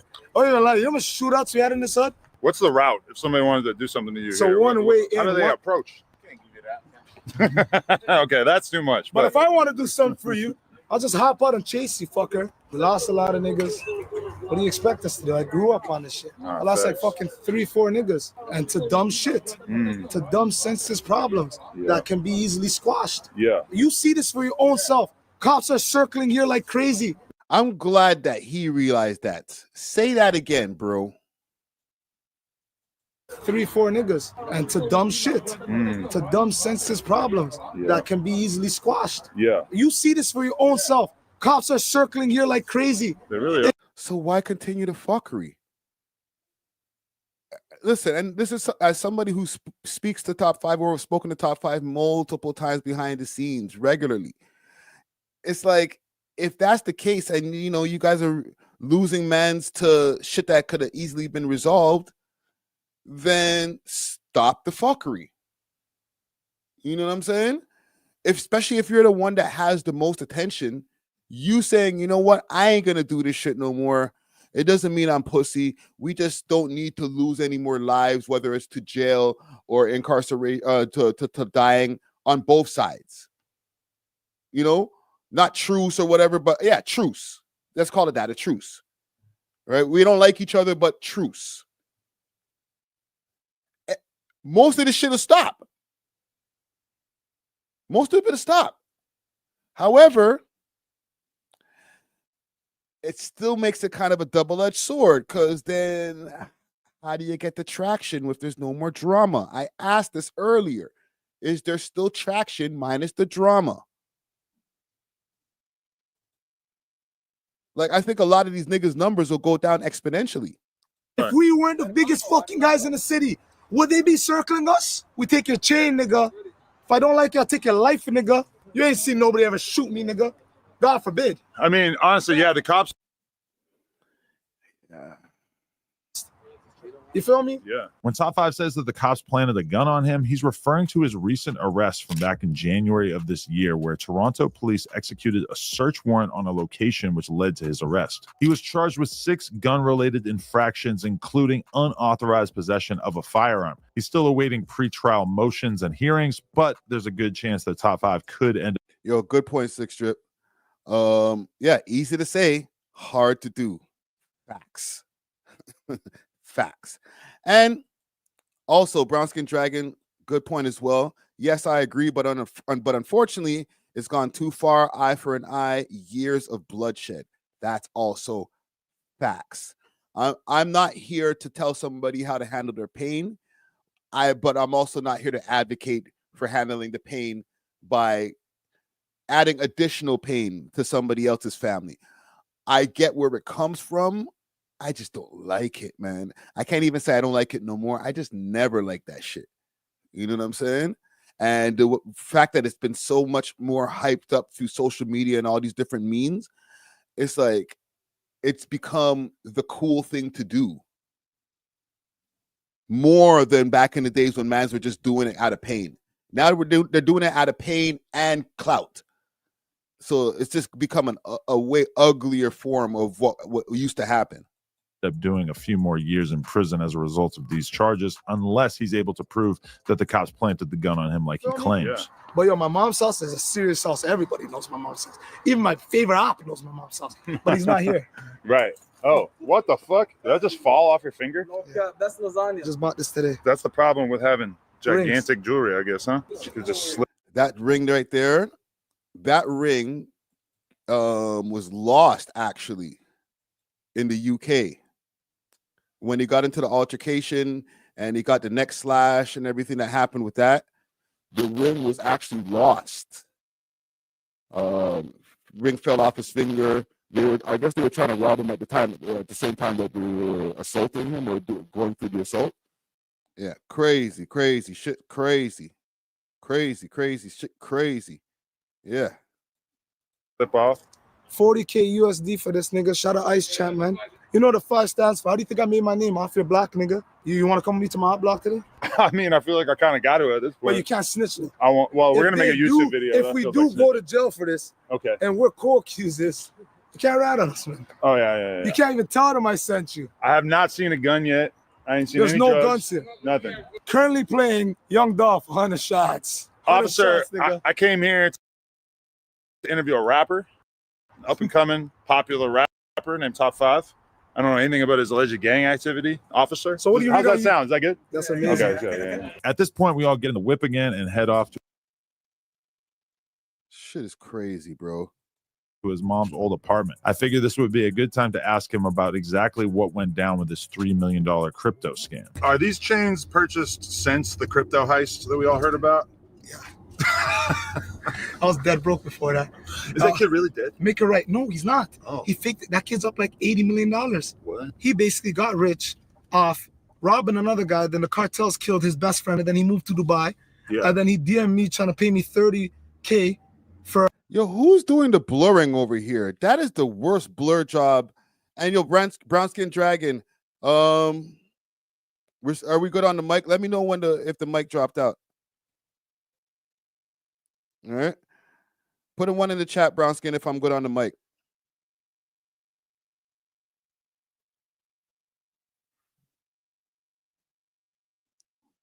Okay, good. Yeah. Who's doing the blur job over there when it comes to this over here? Because I feel like when the car moved and homie shook just for a second, I seen his face. That don't work. Yo, put the phone down. At this point, he thinks he sees an undercover cop, so he tells the cameraman Michael to put the camera down and then immediately forgets he was talking about the crypto scam and starts telling me all about cutting off his ankle monitor instead, which I failed to notice like the experienced interviewer I am. My friend, I was at Wonderland streaming. You feel me? And I was on live stream, and then I was on an ankle monitor because I was on bail. But early that day, I went to court, and then the judge said, hey, there's no reason why this guy should be on an ankle monitor because the evidence was weak. So the ankle monitor people told me I could cut it off at any time. So I waited to go stream. And when I streamed at them, I cut it off. They're saying I went on live and taunted my ops. But I was on live stream. If the ops really wanted to come, they would have went to him. They would have went to me. Right. They knew where his address was. Now it's time for us to visit his mom's house. Yeah, I hear him with what he's saying there, but that's not an excuse, man. Like the ops ain't gonna they're not just gonna come to you, they're gonna come to who's gonna hurt you. You know what I mean? Who's gonna make you hurt. All right. It's not about that. You know what I'm saying? There's no honor in the streets. Come on, bro. I think man's old enough to know this at this point. Top 5 claims that this place used to get shot up constantly, and his guys seem proud of the fact that nobody lives here anymore out of the fear that the ops might shoot it up again, unaware that he has moved. Since I moved out of here, why? Nobody can move in here. It's just too treacherous? Nobody wants to? Bro, I used to have 70 bricks in here. I used to, long live my brother Foolish. Him and Foolish used to play video games in here. Like so much shit. This is my mom's old house. The ops still think he lives here. No one can move in here. Oh, right at this room, I used to watch Adam 22. I used to see Cuban walk out of an interview and angry. Yo, Adam, man. You was watching Plug Talk? Everything of you in here. We used to have chromas. You know what we did to chromas? What? Chromas, he had chromas. That's my door. Before we get into the whole chroma stuff that they talk about, even though that's not really important, the fact that he's like, yo, they went and they hit my homie instead of coming for me. You know, you can't say that and then go cut to a segment. And I know they didn't edit the video themselves, but they can't say that and then go to a segment right after where they're like, yo, my mom's crib used to get shot up. Because case in point, if they can't get to you, they're going to get to your loved ones. This is how it works in the streets. I'm just saying. Not in here. Adam, I'm surprised she didn't put. Fiending. Yes, I'm surprised. I'm surprised she didn't put her lips on your dick. I know. She's a hooker. She fucks every. I'm sorry. Oh, what? So you don't fuck with her like that? She's weird. Like we gotta embrace the whores. But she was the best. I love the whores. The Chromaz that he mentions here is a Toronto area rapper and model. But I'm a waste man. You jump in my comment to call me a waste man because I had some commentary on you saying the word nigga. I have the same energy for everybody, chromas. And listen, also with the Americans, it's chromas. I feel like everybody be like chromaz. Like, why y'all emphasize the maz so much? Who often refers to herself as the First Lady of Toronto. Top 5 claims that his GGG collective used to run trains on her here in this apartment, but I should mention that it's unclear if he's being serious or not. It's also unclear where exactly things went wrong with Top 5 and Chromaz, as she was featured in the music video for Top 5's 21 Questions with G Herbo, which included footage of Top 5 recorded in a prison cell. It's also important Where's this part that was irking me? They might have already passed it.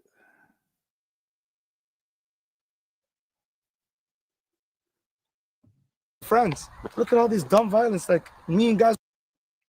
So, but it made me understand that I get it now. Me making a diss record might lead to somebody getting killed. Right. Me making a song might lead to somebody getting shot. Right. So it's like, it's not that they're just haters. It's like, I understand. You got to be in their perspective. But I got to do what I got to do. I got dead friends. Look at all these dumb violence. Like me and guys were just friends a month ago. And now But you seem like you love it. Like you're not shying away from it or trying to turn the beef down. You seem like you really appreciate it and admire when it. you're up the score, you have to appreciate this shit. Okay. Now tell me, you have a man's chain on the block. We tell him to come get his chain. Right. See, now you're switching back into the. See, I don't know, man. This shit, after a while, it's just going to become monotonous. People are not, like, obviously they're going to believe it. The only way that they can believe it is if bodies drop. Because people are not going to believe it when they just hear it over and over again. He might have to fall back a little while before coming back and doing anything, because like now you're gone, and I'm gonna stop there, because to be honest, like it's just annoying me now going through the video. I think the video is a good video, but a lot of the sentiments and just messages that are coming off of the video, to me, as somebody who's been covering this gentleman and a lot of Toronto rappers for a while, there's only so much that you can continue the same shtick. You know what I'm saying? And even if it's the real shit, like this is how we really are out here, it's still a shtick when it comes to, presenting it to the world, putting it on camera. And y'all know what I mean when I say a shtick. Like it's just a online performance. But when that online performance is consistently, oh, we don't like the ops, we smoke them, we got this amount of hats, it's like we could almost write the script of what the next thing that Top 5 and a lot of different rappers are going to say next time they get on camera. And we shouldn't be able to write their script at this point. We shouldn't be able to, when you're rapping along with bars on a song that you never even heard yet, like you're just hearing it for the first time, but like the bars in it, and listen, this is with all due respect, the bars in it are so basic that you think that you could almost predetermine what the next line is going to be. It's like some real cat and hat type rap. You know what I'm saying? You're like, yo, I got a hat and I got a nice cat. And then I'm walking with the, the nigga's going to say strap. So it's like that at this point. Like, you know what to expect when it's like, okay, they're going to fuck the ops, we smoked them, this is this K-Money's chain. Like, we got to figure a way to switch it up, homie. And all of the other niggas who just do the same shit. Like, it's to the point, to be honest, the Chicago niggas ain't even popping like that anymore. When's the last time you cared about, with the exception of Lil Durk?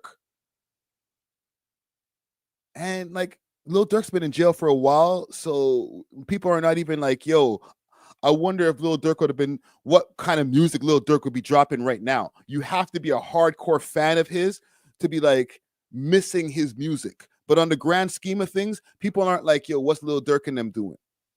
You know what I'm saying? What's Lil Reese up to? Right? What's Ruga up to? Niggas don't care. We cared when whatchamacallit, when Academics was doing the war on Chirac and all of them guys were getting cool nicknames and stuff like that, the Grim Reaper and all that type shit. It was like, all right, okay, let's see what's going on. Click, let's see what's happening. Now, we don't be talking about them Chicago drill niggas like that. You know, Carol says New York drill music down the drain. When is the last time that we spoke about K-Flock? Think about it. Really think about it. Now that I've mentioned his name and I put it into the universe on this live stream, when's the last time that one of y'all said, I wonder what K-Flock is up to? You know what I'm saying? I wonder what was K Flock's homie's name? Help me out in the chat over here. Not B Low. Do I have to go look up this guy's name now? K Flock. Because I don't even remember. B Love. Right? When's the last time anybody said that? Yo, what's B Love up to? Right? Wonder when he's dropping again. Galaxy Nova says Chef G and Sleepy Hollow, they make music. Listen, Chef G and Sleepy Hollow was over at the Trump rally last year, so they've made themselves as relevant as they can. And I know that a lot of these guys all make music. Don't get it twisted. It's not just Chef G and Sleepy Hollow who's still making music. All of them, with the exception of the ones that are in jail, still make music. Nobody cares. D-Thing, the most that somebody cared about D-Thing is when he did the song with Casper TNG last year, Computers. On his own, nobody cares what D-Thing is up to. Maybe his core fan base, but in the whole grand scheme of the whole hip-hop news and all that type of stuff, Fabio Foreign came home and he had to start dissing niggas right away to get relevant. Oh, streamers are nerds. Nigga, who cares about your opinion? Nobody's asking, put it this way. First of all, nobody's asking what Fabio Foreign's doing, with all due respect, okay, because that's We Love Hip Hop alumni. Nobody's asking, what's Fabio Foreign been up to? When's he about to drop again? And secondly, this nigga was in jail for like 8 months, and we didn't even realize. Niggas didn't even know that nigga was locked up. It hit us in hindsight, like, oh, wait a minute. A news report came out. Oh, yeah, he's been locked up for the last 7 months. Niggas was like, for real? Oh, that's where he's been. We weren't asking, but you've been locked up for 7 months, and because you're not relevant, nobody cared. So this drill thing and like the whole template, because it's a template, the template that happens for the drill music and the drill rappers, that shit is starting to become dead. You feel me? That rinse and repeat thing, that worked back in 2022 and shit like that. But now in 2025, the niggas is like, okay, what you gonna say now? Oh, fuck the ops. Oh, what you gonna say now? Oh, you ain't ready. You ain't sliding for so-and-so. What else? What else, gang? You guys, we can do this together, workshop this together. What are some of the catchphrases that drill rappers say to each other? You ain't slide for so-and-so. That's a catchphrase, international catchphrase. In the UK man them, there's you ain't slide for links. You ain't slide. I'm just making up names, okay? So just relax. All right? What else?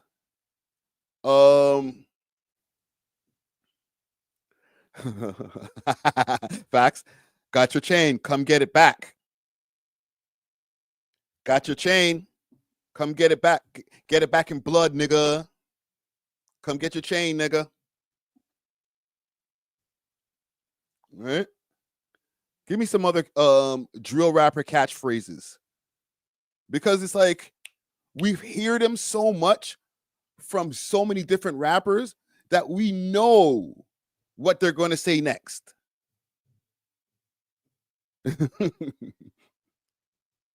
Right?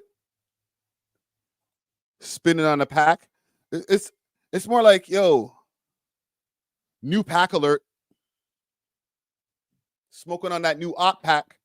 And niggas go and find see, I got a pack right there.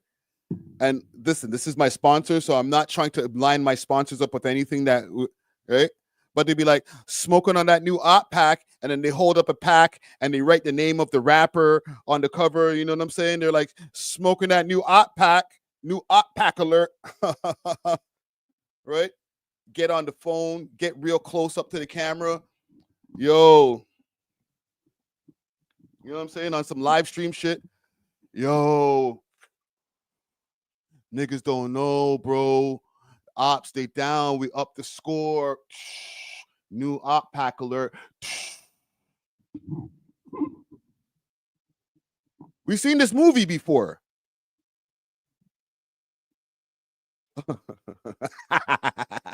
Yo, Carol, you cooking. You need a pod. Yo, here's a classic line. You might have heard this one from your favorite drill rapper. Yo, I'm at your block. Where you at, guys?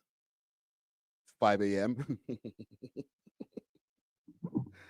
Right? I went on your block yesterday. You wasn't there. Niggas didn't come outside when I was on your block last night. E.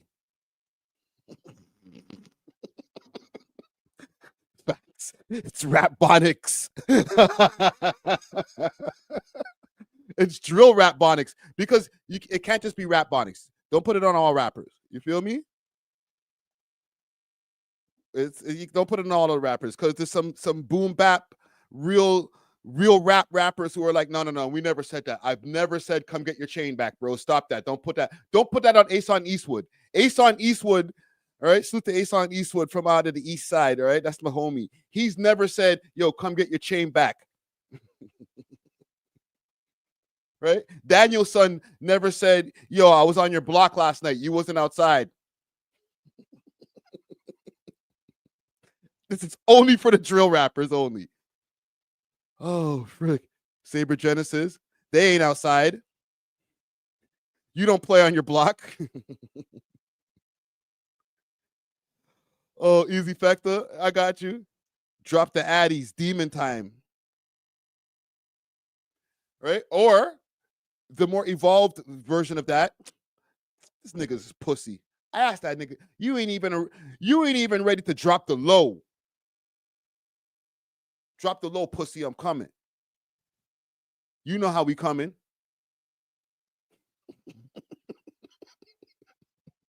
There we go. Better. See, I asked. We can workshop it together. You know what I'm saying? Drill bonics. This is drill bonics that we're speaking right here. All right? And if you really want to get really advanced with and get disrespectful with it, yo, we pissing on the ops grave. All right? Trust me, bro. I'll just say this in closing. After a while, if we are able to come up with all of the different lines that drill rappers say whenever they go live, whenever they're in an interview, whenever they're on their songs, if us, the live stream, us mesquines, us nerds, right? Because they're going to be like, yo, you guys are nerds, you're mesquines anyway. You know what I'm saying? I'm not going to put that comment back on the screen. That's a wild one. Yeah. You're going to say that we're nerds, we don't know what we're talking about. But if we could predetermine what all of you guys are saying, then there might be something to be said about that. You guys might want to switch it up. Okay, listen, I'm okay. I used to be in these streets. All right. As an ex-street rapper, I didn't do the I'm on your block thing. We didn't have Instagram. I'm trying to think of something that I might have done that's the YNs are doing now. I've done the brick phone, so I did that, right? See you in the streets. That's what we used to say back in my days. Especially when the internet was starting to come up. All right. Classic old head pre-drill, but street nigga line. See you in the streets. Or another one, 35 years and up. All right. This is only for 35 and up. I don't do all that internet shit. We keep it in the streets.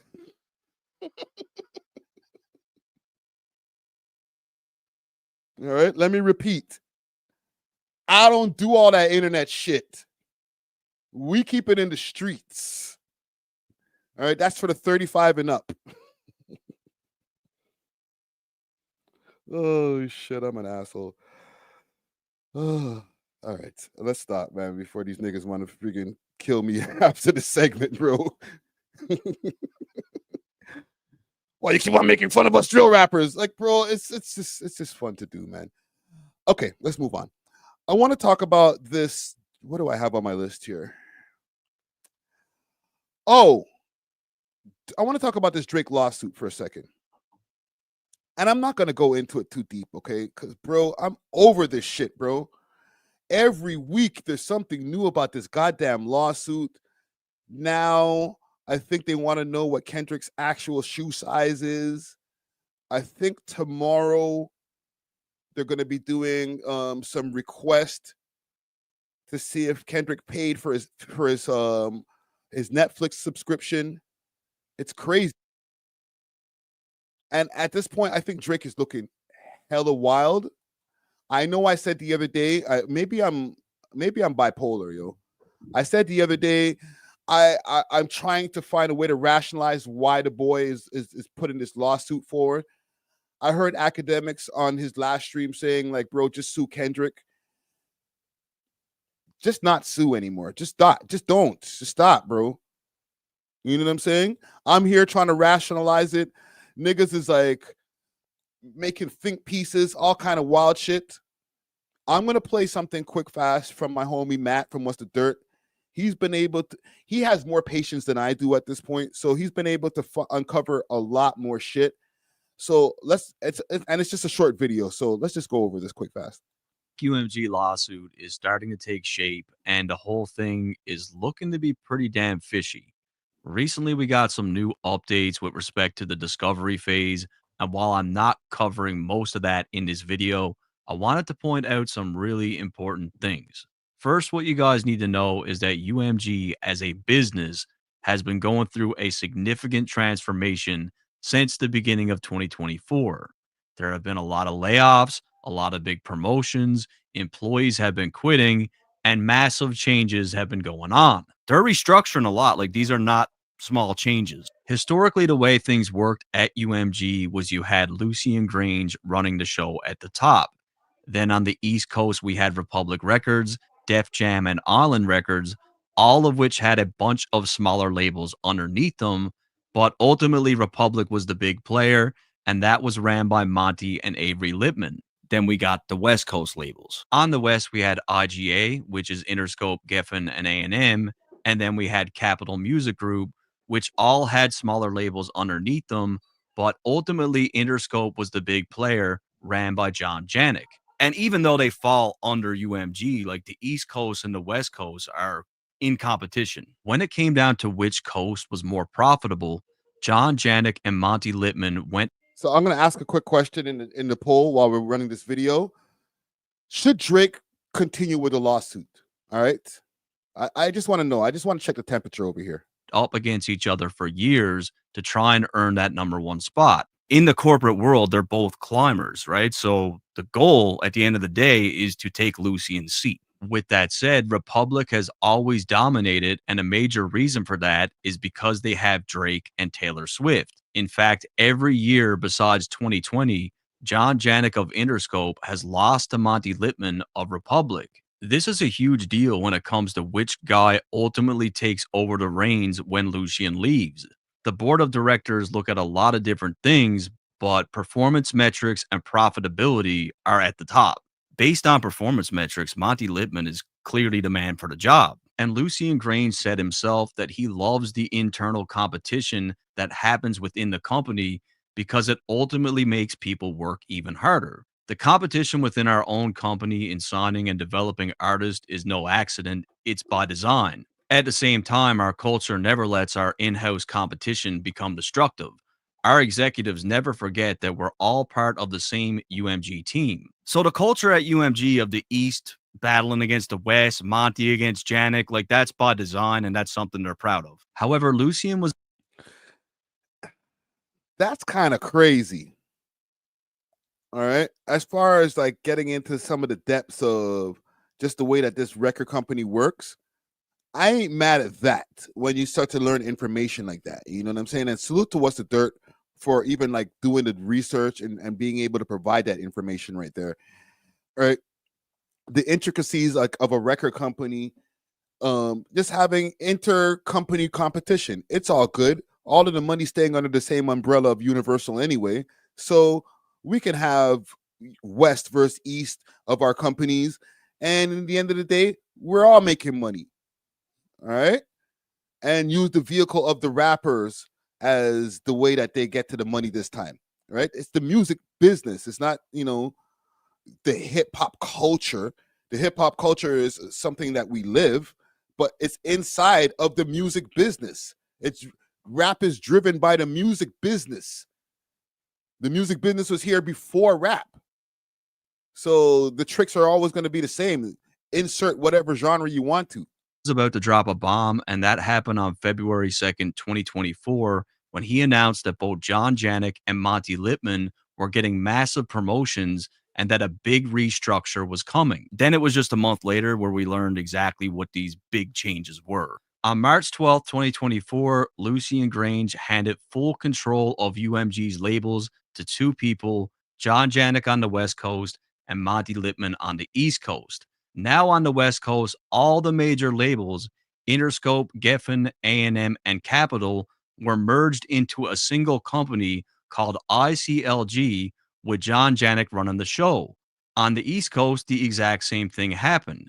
Def Jam, Island, and Republic were grouped together under one umbrella called Republic Corps, led by Monty Littman. So now it's even more competitive because both Monty and Janik, now they've got more responsibility and more power.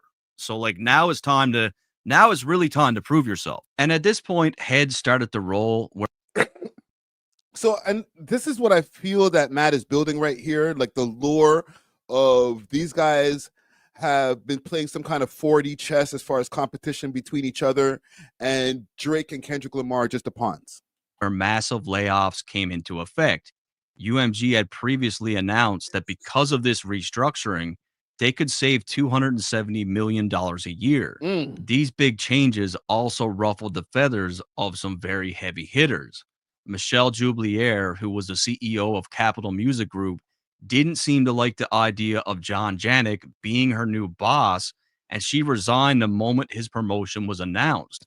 Then Arjan Prugel, who was the vice president of Capitol Records, also quit. Sydney McCabe, CEO of UMG in Nashville, also announced that she will be quitting, and that came just 5 days after the Monty and Janik promotion. Damn. Then we saw high-end executives who held various positions across the labels get laid off. I'm not going to name all the people, but these are high. Yo, big suit to Kenzo, too neat. He said, I spoke to Bundock. He confirmed that that Bunna got locked up. Yo, thank you for the update, broski. That's crazy. We're gonna get to that story in, I think, right after this story. Just a quick heads up for the people in the chat who've been tuning into the live over here. I have some new music segment coming up next. Then we're gonna get into Bunna BCF, who got arrested recently. Eglinton West suffering since the LRT's been added. The self-defense laws that are trash in Canada, and Canada's kind of looking a little bit gracious lately. All right, so we'll get into a few more topics and then we off of this. Executive positions, Salute to these you, aren't just Kenzo. anybody. These guys got hefty salaries, big cuts are being made. Anyways, on March 12th, all these changes take place. Janik and Littman are now the kings of their respective coast. And what do you know? 10 days later, Kendrick fires his shot on the Like That record. What the fuck the big three? Nigga, it's just big me. When it comes to Kendrick Lamar, he is one of. And recently, he signed he signed his PG Lang contract right before the whole battle went down. He made the switch from TD Lang, and he got a big set of money from Universal right before the battle went down. I'm not saying for all the Kendrick fans or the K-Barbs or whatever y'all want to call yourselves out there that your boy conspired. And if he did, maybe Drake should be suing him too. Because, bro, if all of this is happening, it didn't happen without Kendrick having any control of it. He was at the table with these guys. If all of this is true. John Janik's biggest stars on Interscope, dating back as far as Good Kid, Mad City. In fact, all of Kendrick's albums were released under Janik, and he was heavily involved in Kendrick's career. In the case of Drake, he was on the other side with Republic. Not only was he one of the main reasons for over a decade and why Janik struggled to clinch the #1 spot, but Drake's contract was coming to an end and the writing was on the wall that he might be leaving. For that reason, tensions were likely already pretty high between Monty Lippman and Drake. And these were the ingredients that came together that made for a perfect storm. Kendrick closed out his deal. That right there, just wow, bro. There's a lot that happens behind the scenes, man. Like, these guys are literally just the pawns in the show. Deal with TDE and Aftermath Interscope 2 years prior, with Mr. Morale being his last project. It was from that point forward where Kendrick was considered 100% independent under his own label, PG Lang. It really seems like that verse from Kendrick, that was an independent release. However, all that was about to change as Drake took the bait, dropping Push-Ups on April 13th and Tailor Made on April 19th. And for some unknown reason, Kendrick, the guy that can allegedly whip up a diss track in no time flat, was completely ghost. And now we know why that was. It turns out the savior of hip hop and all things culture wasn't about to involve himself in a rap battle without a new shiny deal in place with his good old pal John Janik at Interscope Records. This is what I just mentioned. You guys do remember John, right? You know, the guy that got like the big promotion. He's like trying to be #1 and shit. No, Kendrick knows him really good. That's right. On April 27th, 2004, Kendrick put pen to paper and signed a deal with PG Lang and licensing through Interscope. And 3 days later, Euphoria dropped. But don't tell no lie about me, and I won't tell truths about you. So basically, the reason why it took the reincarnated version of Tupac 17 days to respond was because he was in cahoots with John Janik and Interscope, discussing the best path forward so that they could both reap the benefits from the moment. Before the beef, Kendrick was cold as ice, and the newly promoted John Janik was willing to do whatever it takes to not just bring Drake down, but to prove himself. But this is where it gets extremely interesting. Kendrick dropped 4 diss records in the beef against Drake: Euphoria, 616 in LA, Meet the Grams, and Not Like Us. After that, he dropped the GNX project, but this is the major difference. All 3 of the diss records that were added to DSPs were licensed directly from Kendrick Lamar to Interscope Records, but the GNX project was licensed from PG Lang to Interscope Records. Why are the 3 diss tracks different? That's probably why Drake's legal team is very eager to look into Kendrick Lamar's contract with Interscope, and that's probably why UMG has heavily redacted information from it. And this is the smoking gun, right? Because that tells me that in that contract that he signed, those 3 diss tracks, there has to be something about the battle in the contract, because those 3 records had a different agreement. Oh shit, man. Okay, I'm reinvested. See, Matt does a good job. He's got me reinvested, because that right there is some treacherous shit. Because if all of that is true, bro, that's a crazy vendetta and conspiracy to like go up against one man. Like, that's not hip hop. A rap battle is a rap battle. You go to the studio, you make your songs, and I understand that these guys are battling on a whole different level, or they're not just rappers, they're international rap stars, international pop stars, whatever. Okay?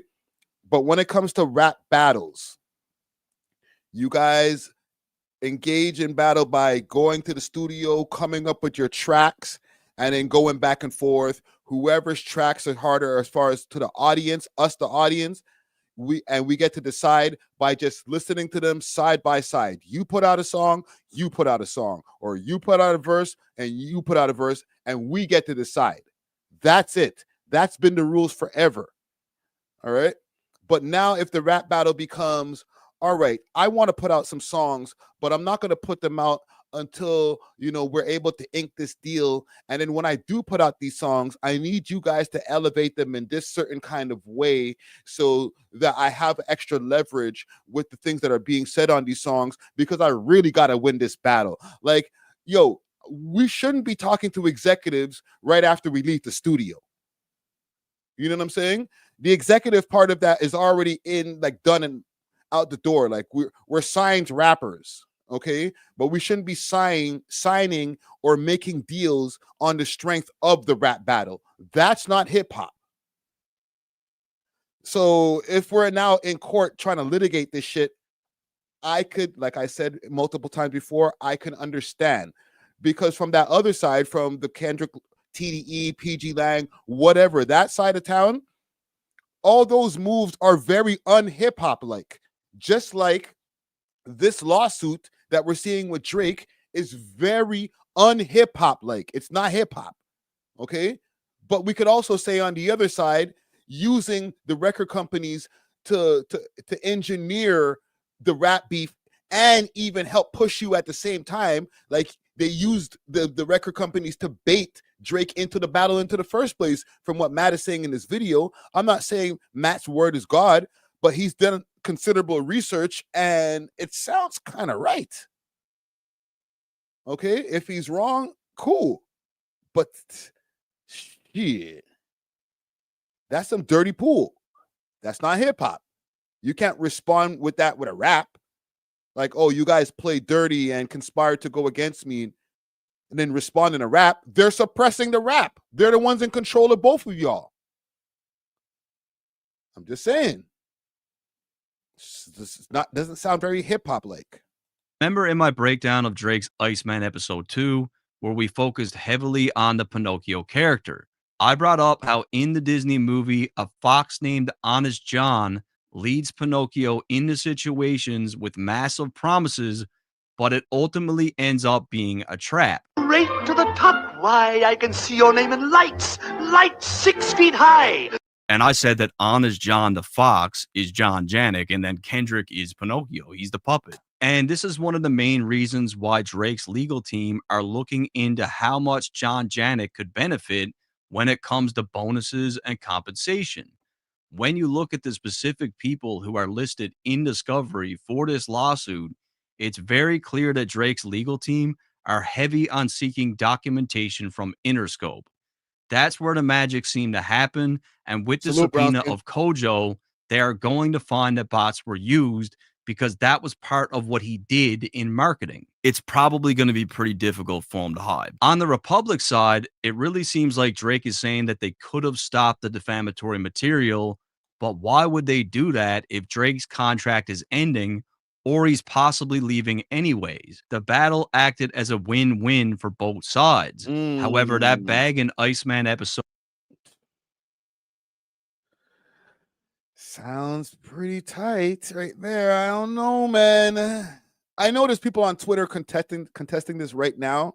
There's a lot of people over there in LA like, oh, that sounds like a lot of cap to me. I don't know, bruh. Again, I'm not justifying a lawsuit and stuff like that, but if both sides are playing dirty, then this is the only way we can get this shit resolved. So 2 represents evidence that Drake seems to already have. In the middle of all that, we have Kendrick, who was really just a pawn or puppet in their game. What makes the whole thing all the more hypocritical is the fact that Kendrick... Listen, Dan Jr., thank you. If Friday defends UMG docs of Drake's relationship with minors, sick stuff, I'm done. I'm done too. I'm not gonna stick around and be like, well, listen, Drake, okay, we're gonna stay with you to the end. Okay, they caught you for a couple of things, but don't worry, bro, we can get over that. No, we can't. We can't get over that. It's just not happening, bro. If that's what you're on, we're off of you, fam. Sorry. Right? No exceptions. There's no exceptions to that rule right there. I'm sorry. So, and listen, I'm not even saying that that it might be true or something like that. But I'm saying if Universal wants that kind of information and they find anything that can be anything that can be used against him, bro, like I think we all collectively would have to be done with him, or we're just not good people. You know what I'm saying? We shit on everybody else that we see that happen to online. So no, nobody's getting an exception over here. I'm sorry, gang. I'm not saying sorry to y'all. I'm saying sorry to any of the K bots who might think that I might be hypocritical when it comes to anybody. That's what for anybody. My own family members. Are you crazy? Nah, B. Anyhow. Went out of his way in the battle to separate himself from the industry. And fuck the industry too. The industry can hate me, fuck them all. But the industry's cooked as I pick the carcass apart. The more I've learned about this guy, like he's nothing what he portrays to be, and that's what this lawsuit's gonna expose. Like it's really gonna expose how fake he is. Drake doesn't care about offending the culture of hip hop with this lawsuit because the lawsuit is going to expose that this whole thing was anything but hip hop. Signal conversations where I hope they got double encryption. I hate to see the empire crumble on judges' convictions. So, right, I think Matt has done his due diligence as far as finding more information. So to What's the Dirt? I seen him over on Academics' stream last night as well. So listen, I will react to anything that you guys put together. I ain't going through the weeds and doing all that reading through depositions and paperwork and stuff like that. I'll say this in closing. If Drake in any way comes out with an L on the end of this lawsuit, and I've had my co-host and a few other people who don't completely agree with me.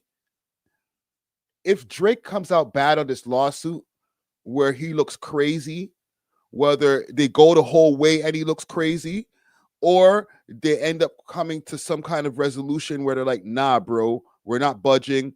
Go on your way. We're not even giving you no money. Get out of here. Like the judge sounds pissed. We're going to look crazy as Toronto as a whole. They're going to be looking at all of us crazy. They're going to be looking at us like we're the country that produces Karens who complain about rap battles and take niggas to court. Just keep that in mind. Unilaterally, for all you Toronto rappers out there, and I know people are going to be like, oh, Friday, you always mention the Americans. Who cares? That's the biggest market in freaking hip-hop in the world. Okay? Niggas from all over the world who rap, sing, whatever, try to get into America and break in America so that they can really, really, really be rich. All right? If this shit works out in a bad way for Drake, it's donezo for the rest of us. Keep that in mind. This is just my opinion, but they're going to look at all of us crazy because he's the biggest rapper, not in Canada, not in America, in the whole fucking world. So if now he looks crazy coming from Canada. So now if he looks crazy, we'll all look crazy. They're going to be like, you Canadian niggas, oh, we don't want to hear from you. You might sue. It's going to be a running joke. I've been around too many Americans my whole life, my family members and stuff like that. They're going to run the joke into the ground forever. Oh, you Canadian rap niggas. Oh, I don't care how tough you are. Y'all niggas sue. As somebody who used to be a playground asshole and just always be dissing and shit on the playground, I would do that. I would beat it into the ground if I was the ops. Niggas are going to have to start masking their accents and pretending to be American again because we ain't never going to be able to get across. As soon as they hear that Toronto accent, they're going to be like, don't speak on the family, Crody.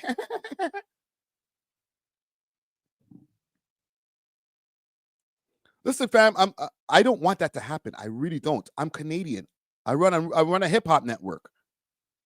Friday, stop being stupid. It's from salute to Yolanda Richardson. She said, Friday, stop being stupid. If UMG has to inform the authorities or drop him from the label, this MJ angle ain't working. I understand. I'm just saying, Drake can't take a L. He can't back out of this right now. He's gone too far. Right? There's too much for months into him still his legal team not backing down. So he has to win. Because if he takes a loss, We all take the L. I'm sorry. I don't mean to be Debbie Downer, but this is facts. We all take the L. They're not going to take any of us seriously ever again.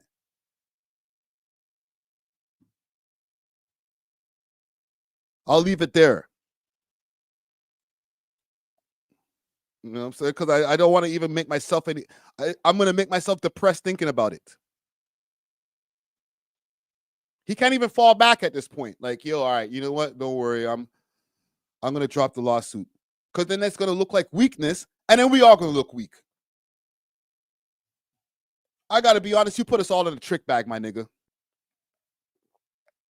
As somebody who represents Toronto hip-hop culture, Canadian hip-hop culture, represents rappers, interviews rappers, and tries to give them a spotlight to get out there to the public more, you playing with our careers, my nigga.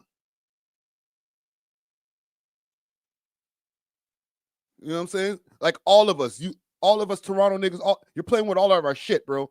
So you gotta win, or we're fucked. This food for thought, my guy. Anyhow, I'm gonna move on because I'll probably get some DMs about this shit later. But I gotta speak my mind, yo. I'm not gonna just hold on to things that I think about this shit and just be like, and act like this shit is not important to the whole culture. You know what I'm saying? Like, yo, in the end of the day, respectfully, even though Drake is the biggest rapper in the world, he's put us onto the world stage and stuff like that. There's still bare rappers that we still have to take care of out here, fam. It's just one man. You know what I'm saying? So don't let one man fuck it up for the rest of us.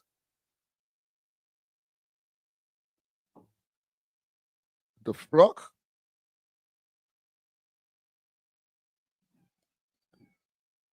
Anywho.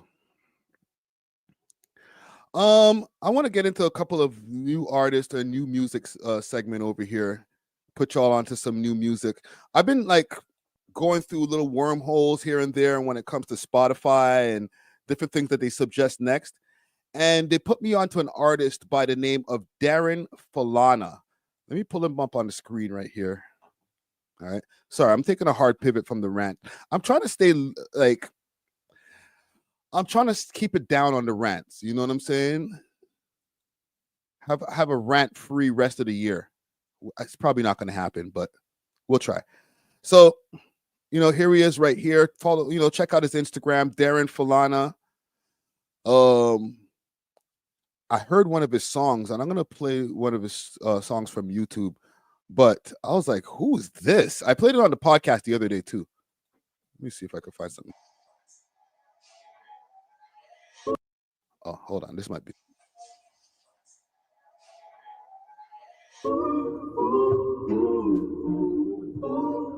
Back to the AKA was a very special chapter for me. I like to think that it opened the door that I walked through and closed behind me, you know? Like any story, when I want to get to like some bars. Hold on. Let me find y'all some bars. Let's find some bars for y'all. You know what? Let's do this instead of like just playing these little snippets and shit. Hold on. One more snippet.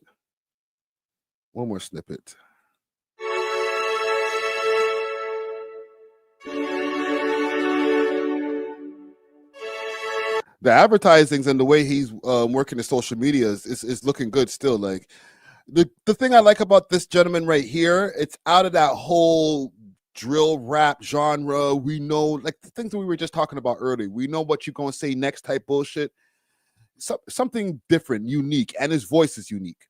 You know what? Fuck this. Let me go over to his YouTube channel. Let's find some shit and hear what Darren Falana is working with. Listen, man, because I know y'all, and we do music segments on the podcast. It's just that a lot of people don't be watching those music segments later on. They be acting like, yo, you guys never talk about music. We did, but like 200 people watch it after.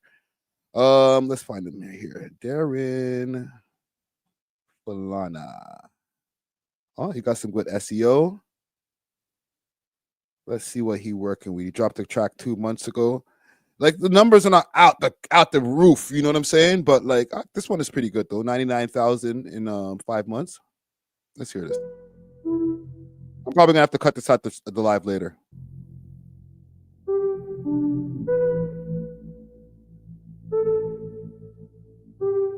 I've been living outstanding. Just how I planned it. Long line outside the club, who's camping? Shit 2-pack, left a couple girls stranded. 305, got a nigga feeling loose. Kinda mixing 1942 with the goose. I don't really chase, don't worry about the juice. Hold on.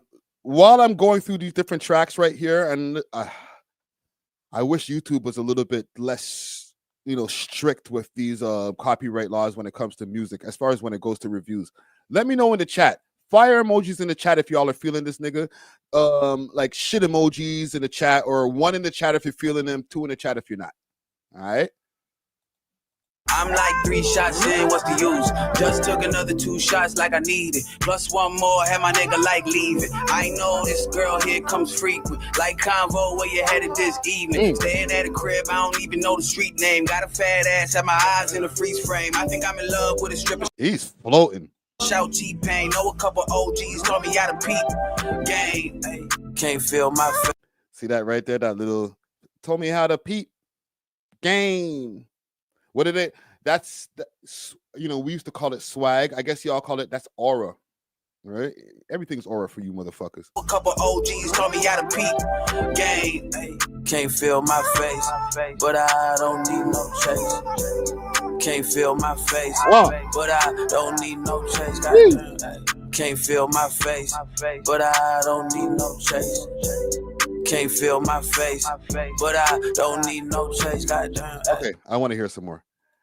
Listen, every once in a while, I find me a favorite rapper out here, and I find favorite rappers from everywhere, but like from here, from my own city, and then I just kind of hone in and see what they got going on. Right, just for my own personal consumption. It don't even be for the show. It just be like, oh, this is your shit? Okay, this is pretty fire. And then I just start listening in my own free time and shit like that. So I like to find me new rappers for my own listening consumption. And I'll present it to y'all. You know what I'm saying? It's not like a promo. It's not a paid promo or anything like that. This is just what I like. With a fat copyright. Jesus Christ. It's worth it though. It's worth it, man. Good music needs to be spread. This is the one that I was playing in the beginning of the podcast the other day. Does he have a music video for this? Official version. It is the official music video version. This track right here, fire. Watch this. B-Town.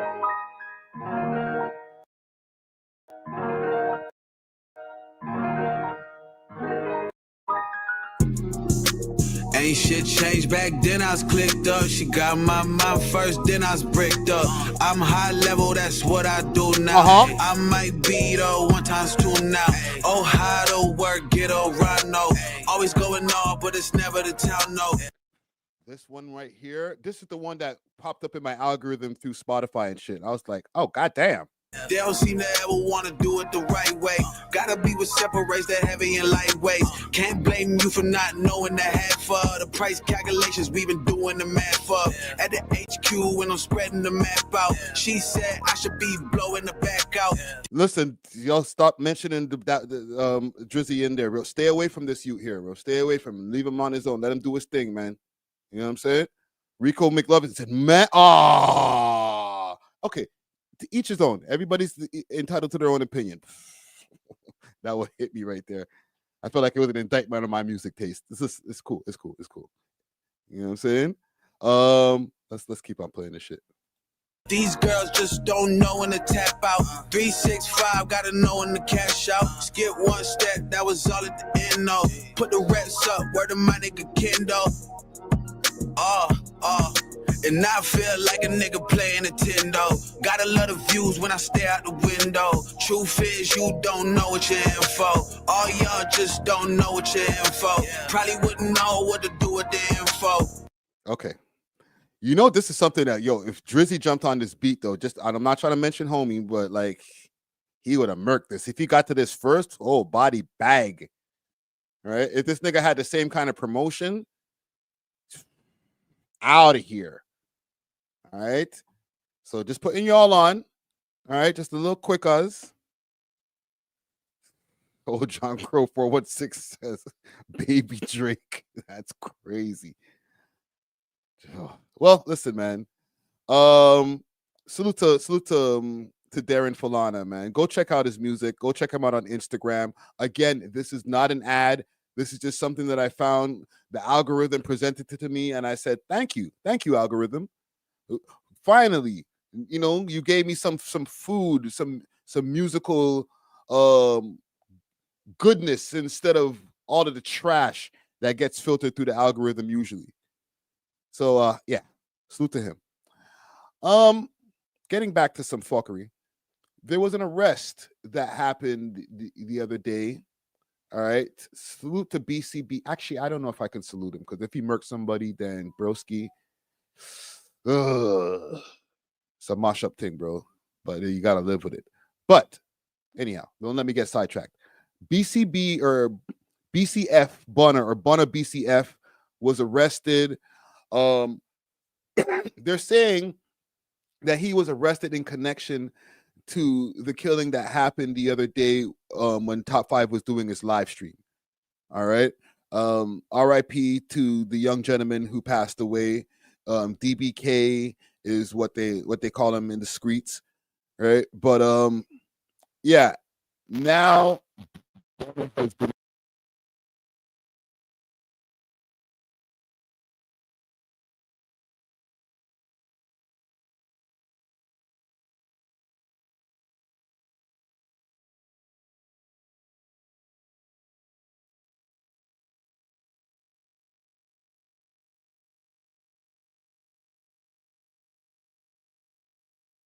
I got you.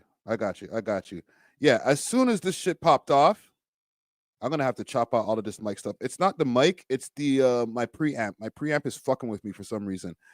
Yeah, as soon as this popped off, Reddit went crazy. Let me see what I can find over here. So look at this. Holy shit. Let's pop this up into the to the app. Real shit, I'm gonna pay for that Speechly app, because now that they took out the Snoop Dogg voice, it don't hit the same. You know what I'm saying? Let's go to Speechly. Let's pull this up.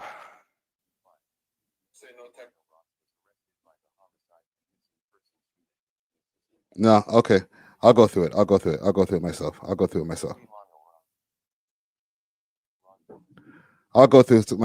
Excuse my botched reading. So it says on Wednesday, March 26, 2025, at approximately 9:02 p.m., police responded to a call for a shooting in the Martin Grove and Albion area. In the report, officers arrived on the scene and located a man who had been shot with life-saving measures measures were commenced. However, the man succumbed to his injuries. The victim has been identified as Aslim Awi Aswas. My bad for the botched reading of the name here. 23 of Toronto. This is the seventh homicide in 2025. Through the investigation, Malachi Monaroth and Saeed Mohammed have been identified as the suspects in this homicide investigation. On Tuesday, August 19, 2025, Malachi Monaroth was arrested by the Homicide and Missing Persons Unit with the assistance of 23 Division and Major Crimes Unit. Malachi Monaroth, 18 of Toronto, has been charged with first-degree murder. He has been scheduled to appear in court at the Toronto Regional Bail Center, 2201 Finch Avenue West on Wednesday, August 20th. 2025, 10 a.m. in room 103. All right, audio is still good. My audio is still good. What else do we got here? Saeed Mohammed, 19, Toronto, has been charged with first-degree murder and is scheduled to appear in court. Same shit. Whoosh. Y'all are for the people who are not familiar with Bunna. It's weird because we were literally just talking about him the other day as far as some new music that he had just dropped. Hopefully my friggin' preamp doesn't fuck with me and this actually works when I go play the this music here. Let me pull up some of his music, show y'all what he's working with. Let's find Bunna.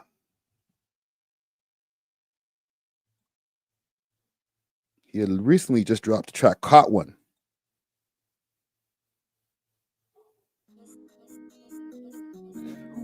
Keystone,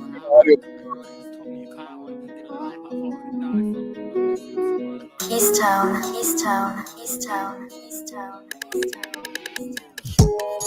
Niggas trying to tweet by end of the week. They catch him a high one. My brody just told me you caught one. Get the low pop with the dogs on. I'm mixing the two. I love fumes in my face. My bitch to come bazzled. It's 3:46. We still getting lit. She still outside popping the bottles. Right, that, you know, just a little something. Some y'all can hear the music, right? Let me get one in the chat if y'all can hear the music.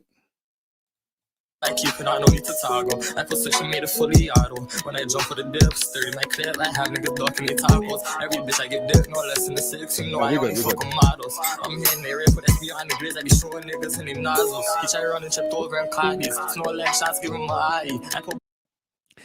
Drill stuff, you know what I'm saying? Leg shots, head shots. Like, I know the video is a little bit different and stuff as far as like the look and stuff, but you know, they're talking about a lot of, I won't even say street shit, drill shit. Bullet holes up in his body. I hear it all be checks like I'm shopping. He got hit in his gun, now he wobbling. With nobody, I can't hear you talking. Why the fuck on a boy, low blonde hole, but at the same time, I like him toxic. All right, just to give you all, get y'all a little bit familiar with his music, you know what I'm saying? The 6 Drip says he sounds just like my son. Like, yo, he's 18, bro. These guys are out here, you know, allegedly, if anything, if he is guilty of any of these crimes, like these guys are out here going crazy at a young age. You know what I'm saying? Let me see here. Because Reddit, as soon as the shit dropped, it just went.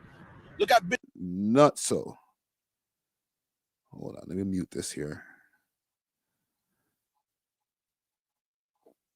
Somebody was asking me if I have what interviews I have coming up. I do have Gavin Shepherd interview that's dropping tomorrow, but I also have an interview with a gentleman by the name of Marcel Wilson, who is a former gang member. He speaks as far as like an advocate against gun violence and all that stuff, like, or not all that stuff, but like serious topics like that.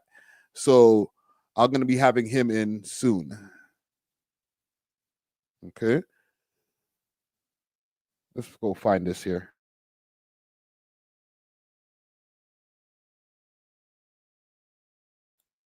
Let's go find this here.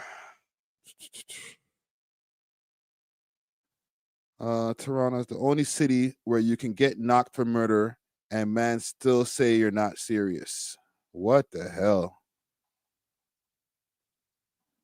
Free burner, free Bunna, last of a dying breed. They're going crazy on Reddit. Sad day for Bunfire Records. Wow. It is sad though, as far as just in the whole grand scheme of things, because this is the next prospect out of their team. Hold on, let me make sure. Real outstanding member. Proof Bunna got knocked. This is crazy. All right, and this is the victim here. Ahmed Mahood. Whew. These guys, they be not even on a run, about to start a run. I think he's about 4 or 5 videos in, and now he's dealing with a murder charge. Murder charges, you don't just go in and out. You know, I'll be home in a week, and then I'll just fight it from the crib. I know he's 18, and this it could be his first offense, so who knows? He might be able to come home just now and just be at home on bail, ankle bracelet, and be fighting the shit. But with the amount of things that are going on around all of these camps right now, it's highly unlikely. Big salute to AGB to Don in the chat. Salute, brother. Yeah, with the amount of stuff that's going around both camps, like, it's highly unlikely that they'll just be like, yeah, just pop back out, you know, just fight it from road. But you never know. But the amount of time that it takes to whether you beat the charge or, you know, God forbid, if for the person who's the defendant, they lose the case, that shit takes years to figure out. You know what I'm saying? It's not going to just be he's in and out of the courtroom. Nah, bro, his career's on hold. You know what I'm saying? Unfortunately for the fans of him right now. If y'all were looking for any Bunna music, and it's been confirmed, because salute to Kenzo, Kenzo Tooney, he popped up in the chat. He's like, yeah, it's been confirmed. The name that the name that was in the article that I just read right there, that's the same name that I found when I was looking through Spotify to find out his Govy, because I was going to do a little bit of my own research. But yeah, when I went to go find his Govy, I went and looked on Spotify to see who wrote some of his songs, and his name popped up right away. And I thought to myself, I don't know if that's a good idea, because, you know, you're here talking about, you know, fuck the ops, we do this. What's the name of the new song that I just played right there? Caught One. You know what I mean? Y'all know what that kind of slang that is. Caught One, right? And let me move this face off the screen right here, because Jesus Christ, man. Yeah. So career done. If you know what, actually maybe not, because if he's 18, even if he comes out on the other side in a negative way, like his shit does, like he gets a life bid. Yeah, career done. Career done. Because even if he catches a life bid and he comes home 18 years from now, like let's say he gets 25 years for this, right? Comes home 18 years from now, does 2/3 of his time, or does the whole 25, right? Add that to the age that he is already. By the time he gets sentenced, and this is if, okay, this is a big hypothetical. If by the time he gets sentenced, he'll probably be 20, maybe 19 years old if they're able to fast track this, the whole court process. Brother's gonna come home at 45 years old. Are we gonna be listening, waiting for the 45-year-old Bunna BCF album or a new track? I don't know. There's a lot of 45-year-old rappers that I know that y'all niggas ain't waiting for their songs. So, you know, these guys can catch a bid. I don't suggest it, but you can catch, like, you know, oh yeah, I caught it 2 years, soft, came home, was 21, got to the rap shit and blew up, and now I'm a millionaire. That little Offset, he did like 2 years, he was home. You murk somebody, you catch 25 years, it's a wrap. K-Flock, who I mentioned earlier, it's a wrap. Niggas don't get life bids and then come home and then they're like, all right, back to the rap shit. So I'm sorry, I don't have anything positive to say for the homie, because like in both situations he's fucked. The only way is if he completely beats the shit, and that's going to take about three years to find out.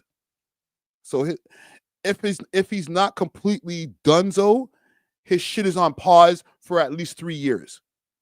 Niggas don't just catch a murder charge and then pop back out in the next couple of months and be like, all right, let's get back to it. You know what I'm saying?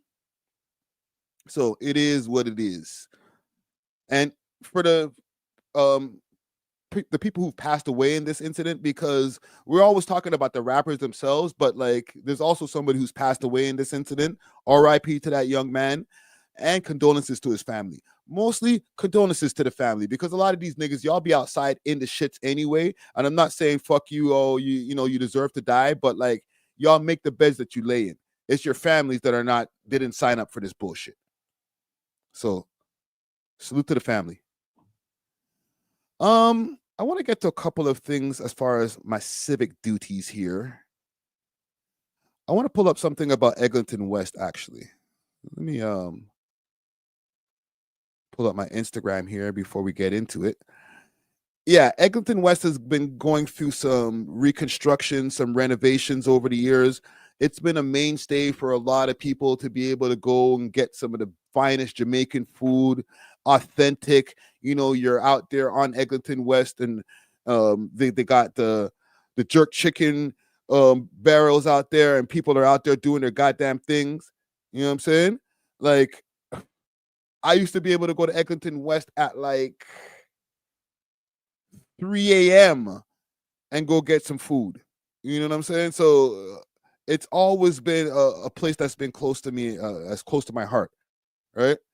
But over the years, there's been a lot of construction that's been going on in the area, just like everywhere in this city. Like, the city is full of construction, and it's suffered. A lot of the businesses out there have suffered heavily as far as waiting for the LRT to get finished. And now that it is finished, a lot of them are still suffering. Trust me. Karen wants to know food or pum pum. I guess more food. Eglinton West. I'm trying to think if I've ever dealt with a girl around the Eglinton West area. Not Eglinton West, but the other area, Weston Road, Weston, and that other main area there where Alwyn's is. I used to deal with a thing around there back in the days, but I know Eglinton West, gal. Hold on, let me find the video here before we get sidetracked on bullshit. The youths of Eglinton. The Metrolinx LRT, Eglinton, Little Jamaica was a vibrant area. Food, music, you name it. Now, for myself, since LRT came in, with the blockage of the street, the dust, the rats, business and property owners are suffering because we're still expected to pay your mortgages. We're still expected to pay property tax and business taxes as well. I can't get my place lease. Can't get tenants. It impacted us so bad that at 250 to 350,000 mortgages, that's the range. It's blooming over 1 point something now million hold just to pull revenues and from lenders, etc., to sustain. Throughout, we have lost over 200 to 250 Black businesses. Jesus Christ. I want to let her finish cooking in a second. Damn, bro. You know what's wild about that? It's like it's by design, to be honest, because there's no way to bounce back from those kind of losses with the type of business that these guys have over there. It's not like they're out there selling things that cost like $1,500 a product that's out there. Like you got to sell a lot of food plates to make up for the losses that they've gone through over the last few years. And it's just not, it's not feasible. It's not possible. You know what I'm saying? You can't make up for the amount that you're in the red from patties and freaking jerk chicken plates. It's just not happening. You know what I'm saying? So, and if somebody's selling something out the back, you're going to crucify these niggas for trying to keep their business open. It's impossible to bounce back. You put them in a position that they could never recover from.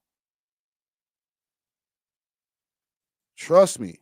And these are like, what are they going to upsell the freaking jerk chicken for $15 for a small plate? Historical businesses within the area break. We're not asking for handouts. We're not looking to make profits. What we're looking for is help. Before the Metrolinx LRT, I don't know how they're going to be able to solve this problem here because, like, they're literally just playing in our faces right there. They did that. And listen, I'm not going to say that the delays were on purpose. I feel like the city... this city's a shit show. Okay. Listen, let me rethink the on purpose part, because there is on purpose too, but this city is a shit show. There's a lot of this that is completely by design. We're not even gonna get that twisted. It's by design. They've made sure that they've exhausted the resources of that area so that they can't bounce back, so that they can replace all that shit with condos. All right. Let's not get that twisted. All right. This is part of the whole gentrification plan. But what is also true is that they're constant fuck ups as far as city planners and the way that these guys allocate where and when construction should happen and how long it goes on for. And, you know, and then it trickles down to the contractors, you know, pocketing money and not paying as much workers to come out there, and then it trickles back down to the workers who are sitting around just fucking the dog all day saying, all right, I'm going to get paid, you know, $30 an hour or $25 an hour to do whatever, so let me just take my time to do the shit. All of the bullshit trickles down to where something that would take usually a year is going to take 3. You know what I'm saying? On top of the people putting things by design. Right. And when it comes to this whole LRT thing, it's been a 10-year plan.